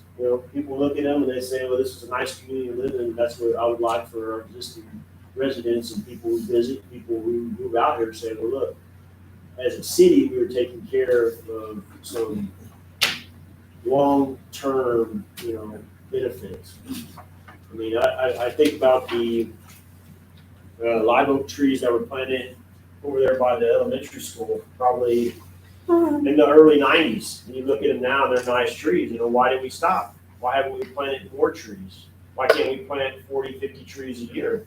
I mean, that's kind of the price range. $6,000 is what you get 50 trees. So I would move that we direct the city secretary or her designee to begin taking the necessary steps to qualify the city as a Tree City USA. Got a motion on the floor? Second that. Is there a second? Okay. Any further discussion? I got a lot of people like that. All those in favor? Aye. Any opposed?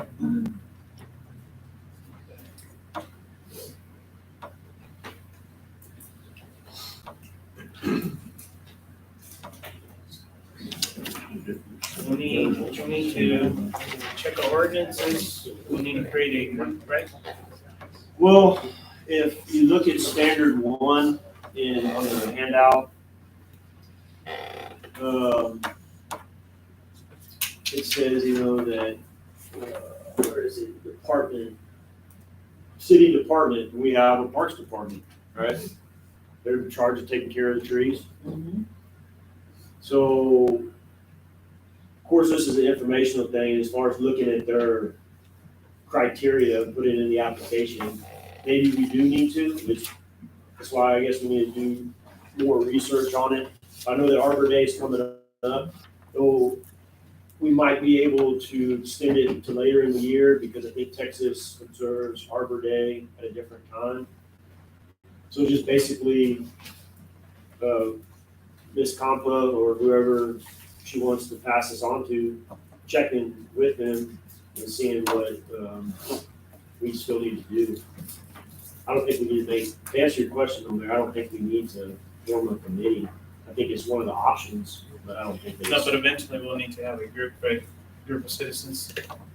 We can, I think, of course, we can pass it on to the beautification committee and allow them to undertake that.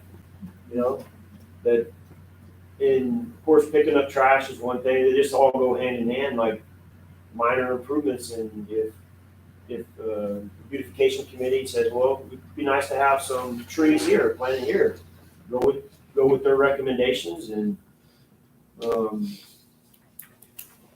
they should know. I think that everyone on that committee right now cares about making Lidle a nicer place, aesthetically and otherwise. So, okay.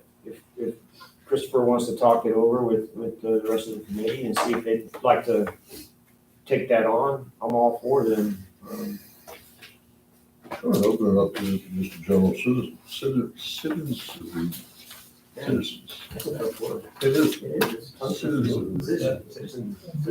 That's it.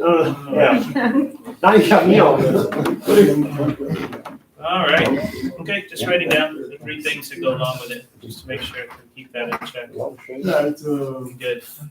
It's right there. You go to that website. I want to say it's the Arbor Day Foundation. They have a website. They have a lot of info. But this was something just to hand out to inform local governments really what they had to do to qualify. They got a lot. I was amazed. It's a really nice website. On to that. Okay, let's go ahead and move on. Last action item, discuss and take action on limiting city council member interactions with city employees. Charles. Thank you, Mayor. I move that all council member interactions with all city personnel pertaining to official city business be limited to council meetings and to the time the council member is conducting their liaison duties. You got that in writing? I do. Okay. Okay, I have a motion on the floor. Hold on a second. I'll second it. Okay, got a second? Okay, now we open it up for discussion. What about the use of public facilities like the library? Just going with my family to check out books, shooting breeze with the librarians. No, the motion is not that restrictive. Okay. I'm copying that down. We can. You'd like to run into them in normal course of duty. I mean, the reason this came to be that I've heard some complaints that we are stepping outside of our lanes and interfering with city business. And with the purpose of this is to allow the employees of this city to do their job without interference. And if we're interfering, if we're interrupting them in those duties, we're not getting, they're not able to get the work done that they need to get done. Well, I'm confused. As a department head, I report to the entire council. The liaison is not any special authority over, it's a liaison. So if I can't communicate with y'all, it's gonna I'd rather just tell me I can't come to the meetings. No. That's not what the motion says. That's what, It's like, I guess what I'm saying is I don't understand how we don't. Hey, Chief, it's to prevent me from seeing you out on Bloom Drive and saying, well, hey, Richie, I think that the PD, they should be doing this, that, or the other. So I guess I get that totally. So it'd be more of like where you're not directing or you're not trying to influence their duties or direct their duty. I don't know how. I'm trying to get an idea. You said people talk to you, Charles. Where did that come from? Well, Mayor, here's a handout. Here's another handout for y'all. Got a bunch of handouts. And the rest of it, everybody here that's a city employee can get one as well. So we can talk to people, we just can't. These are the ordinances of the city. Once again, answer my question, Charles. Let me hand out these first, and then we'll all talk about it together. How about that? Like I can't tell you what to do. I'm liaison, but I can't tell you. Well, yeah, but we never had no trouble. You never. I mean, I asked you some things. Oh no, we communicate perfectly fine. I mean, I've never had any issues with. I don't tell you, hey, you have to No. do this. That's what I'm saying. I've never had that happen. I mean, I've never had that issue. Of course, most people avoid me because I talk so much. They don't want to get. They don't want to get. No. Well, when They don't people wanna talk talk. to you, they don't get to do the talking. Well, That people walk up to the front door of the PD and he answers. They One turn for around. you. It's like, I ain't got time for this, never mind. One for the Hey, Charles, do you have the first? I do, yeah. Never mind. Sorry.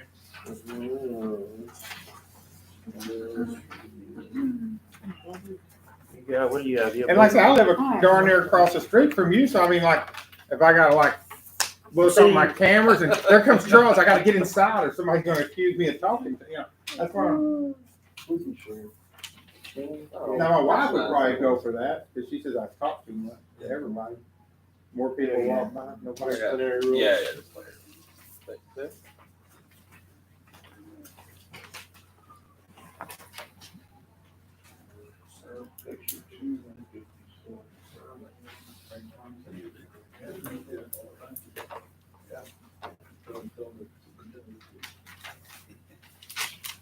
Everybody got one of them?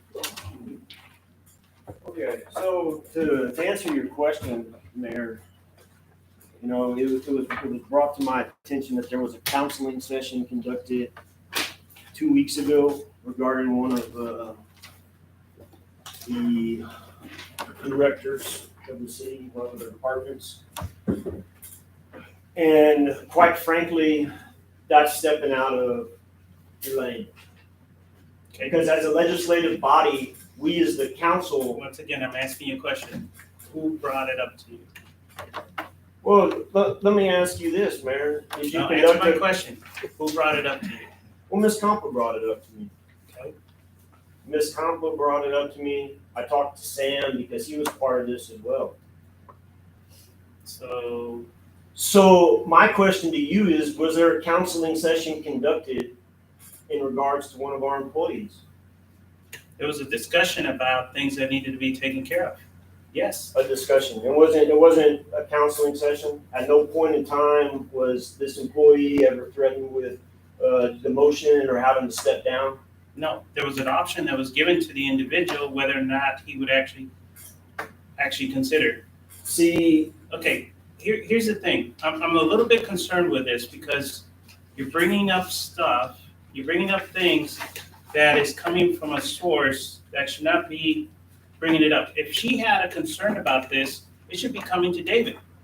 Well, my concern is you And- overstepping your It bounds. wasn't a Number two- concern on my And part. number two, Josie, you never talked to me about this. I wasn't number concerned two, about it, Mayor. This was brought up to our attention to go ahead and address it. And why wasn't it brought to the council as a whole, is what I'm saying? Why did you feel like you had the power and authority to do this? We needed to talk to this individual to make a determination of whether or not they wanted to go ahead and consider. We. And when you were saying we, who are you referring to? Sam was it. Sam doesn't have that authority to be there either. To counsel an individual. It's right here in front of you. The ordinances of this city, right? According to the state laws of the state of Texas, these are our laws. And we will follow our laws to protect our city. And I will stand up for every single city employee until the day that I die, until I'm voted off of this council. And that's it. You're saying I don't? Hey, did you counsel this individual? Let me go ahead and mention something. A letter that was put together from your dad on a previous time. If a council person observes a city operational function that he does or does not understand, they should consult with the mayor. By law, the mayor is the chief administrative officer of the city. Letter signed by your dad. It's in writing. Okay, that's great. And you know what? This is in writing too. Can you read our I'm ordinances? just telling you, this is how it was communicated of what we needed to go ahead. That's not the I procedure have to a follow, though. responsibility. I have a What's the real responsibility. problem? The real problem is this matter was not brought to us all, David. What matter are we talking about?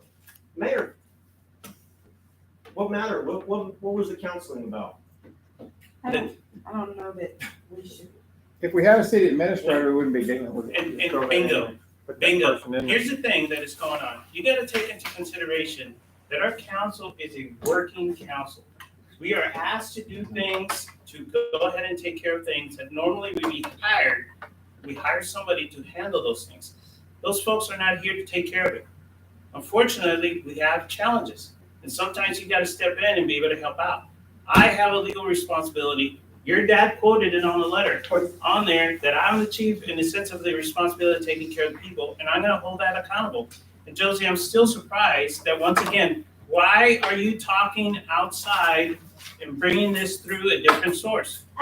That's not the way it happened. It was just in conversation. That's what he of just where- Well, yes, but I didn't bring it to his attention to alarm him or anything like that, because I wasn't alarmed. Why are you having these conversations? Well, we had a conversation, and he called, and I told him where I'd been and all that, but I wasn't alarmed about it or paddling on what all. So That's not the way it happened. I mean, it think was we in- need to be careful about using the right sources when you have an issue or you have a concern. Didn't. When we had Concern. Santi, who did I bring in? I could have sat down with him and just talked to him. I brought Sam in, right? Yes, I mean, I don't think we should be getting involved with, I agree with him. I don't think we should be getting involved with telling, our employees to do what, how to run their job. That's what we have to do. Once again, if something comes forward and we're gonna talk to the department head, we need to give them a chance to go ahead and figure out what needs to be done. And what did I tell you? What was the follow-up? Yeah, listen to that. I mean, I follow up on that, but I can't tell him how to run the. One of the follow-ups we had, Sam, is he was gonna go ahead and think about it, come back to us, and then we could come to council. Is that correct? Correct. Correct. So that was addressed in the sense of the step. So I'm just letting you know, there's an opportunity for us to go ahead and interact and take care of it. I think every one of us, once again, some of us a little bit more than others, are involved in taking care of things. And we have to be able to help out.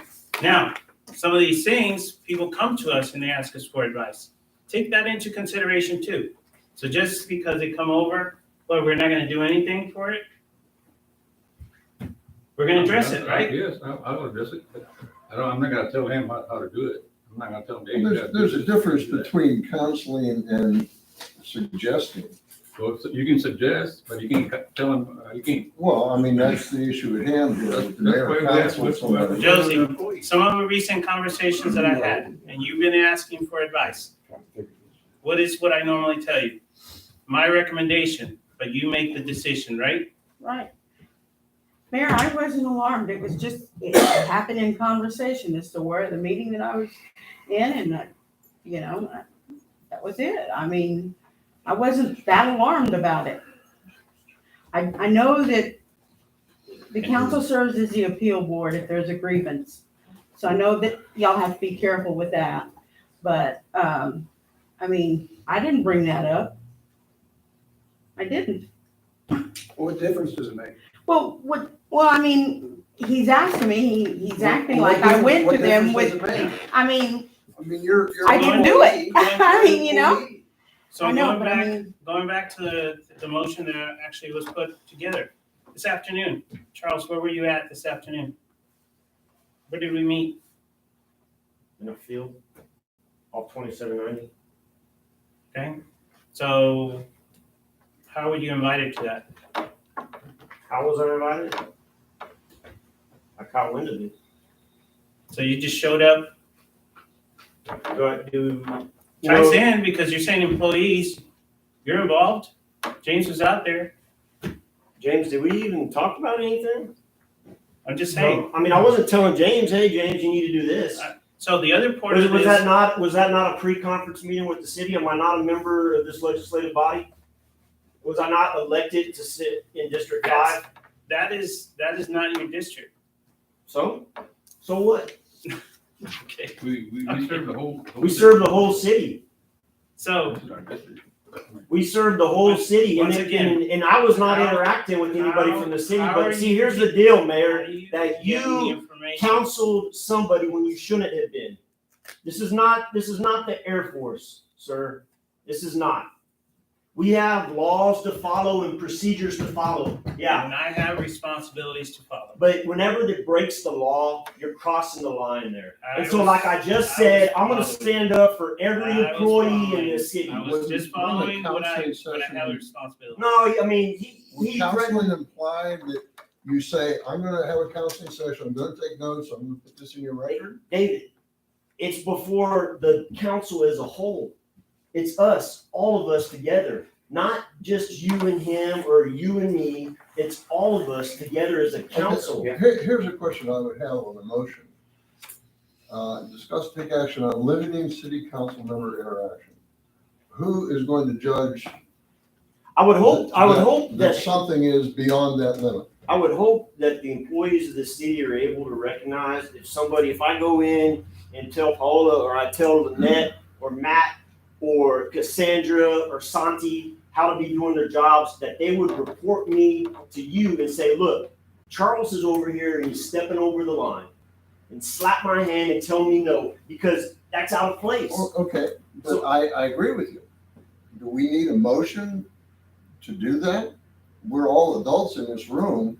If Santi says, hey, Sam, Charles is getting in my business, then Sam was gonna call you up and say, hey, Charles, back off a little bit. Let me handle this. I'm the liaison. Do we need a motion to handle this? A lot of it's chain of command. As an employee, Councilman Matt works for me. As an employee, because of different projects Matt's taken, he works with some of the councilmen. But Matt, as an employee of the police department, understands that if he's talking to Charles about a sidewalk grant and Charles starts telling him, what do you think we need to do to fix the department? Matt understands if he engages in that, he's violating policy. Okay, he's breaking that chain of command. So really, it's up to the department heads to enforce our employees to follow, Now, as far as interaction, really what I think you're talking about here is a lot of interaction too with the actual council, with the department heads. So I want to say that's something we've always dealt with, but we've never had trouble. But you have to educate your employees to understand what that line is. If it's a weekend, you say, hey, we've got this deal, we need an escort for the deal, and Matt has to be the guy working, you see him down there. That's not inappropriate or out of place. That's my point, exactly. I used to help people in my previous life write goals. And people would come up with the goal, I want to be a better person. My goal is to be a better person. And my question would be, how do you know when you meet the goal? How do you know when you're a better person? So I'm saying here, just limiting city council members' interaction. Where's the line? And Where do you think that the line should be? I don't know. Cross it? I don't know. We have all of this stuff here, and someone can make a suggestion. I've talked to Josie because I'm a liaison there, and I've given her some suggestions, and I tell her, Josie, it's up to you. This is what I see, this is what I suggest, but you're the department head. I encourage you to do it, but I can't say, Josie, if you don't have it done by tomorrow at 2:00, you're in trouble. I don't do that. Or should you? Exactly. That's how it should be, but that's not what And happened that's not here. council. That's me giving advice, giving suggestions, and saying, from an outsider point of view, I don't work over there, but I have experience in the world. So here's some suggestions. I wrote an email to Josie with some suggestions on it. And she did some of the things, and I'm probably gonna do some others or not. That's up to her. But So, see, I mean, My point is, I don't think we need, limiting bothers me. Okay, we Because, can reword it then. We can the But- motion is not set in stone, Dave, because my concern, suggestions are one thing, but threats of demotion or firing, terminating somebody, that's crossing the line. do you have a written complaint about that, or a recording of this event? I mean, Or if is you, this second and third hand information? if you wanna open up an investigation, I'm prepared to do that. No, So we I'm can just get, we asking. can get everybody who participated in this under oath and disposed.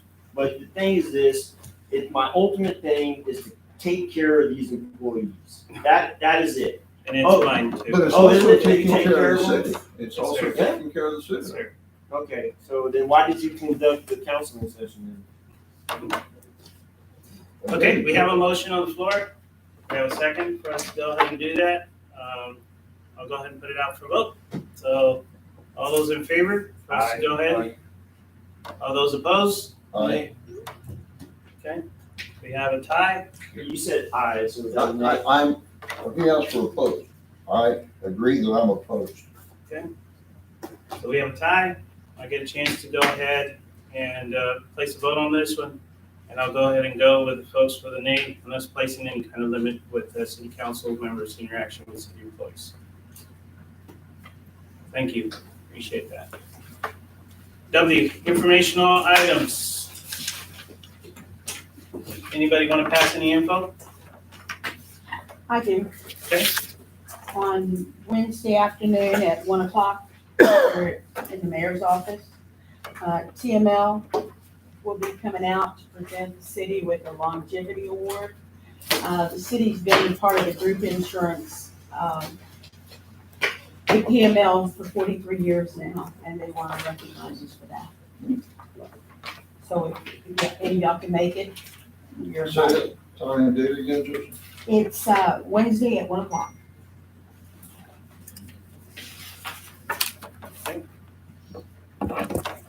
So be here for an opportunity, want to be here for that, and it's also for the department heads too, want to be here for that, okay? For the folks on there. A few updates, want to go ahead and pass on, anything else, Josie? No. Okay, a few updates, want to pass along, Rosewood Estates update, we actually had the pre-con on the next development, that is happening out there today. We had Reese kind of get an idea, some of the discussions that were happening was with the water redirection and the things that didn't happen in there. So it looks like it's moving along pretty good.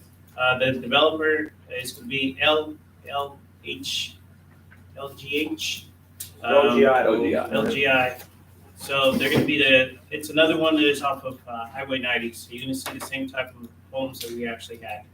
So it's coming along good.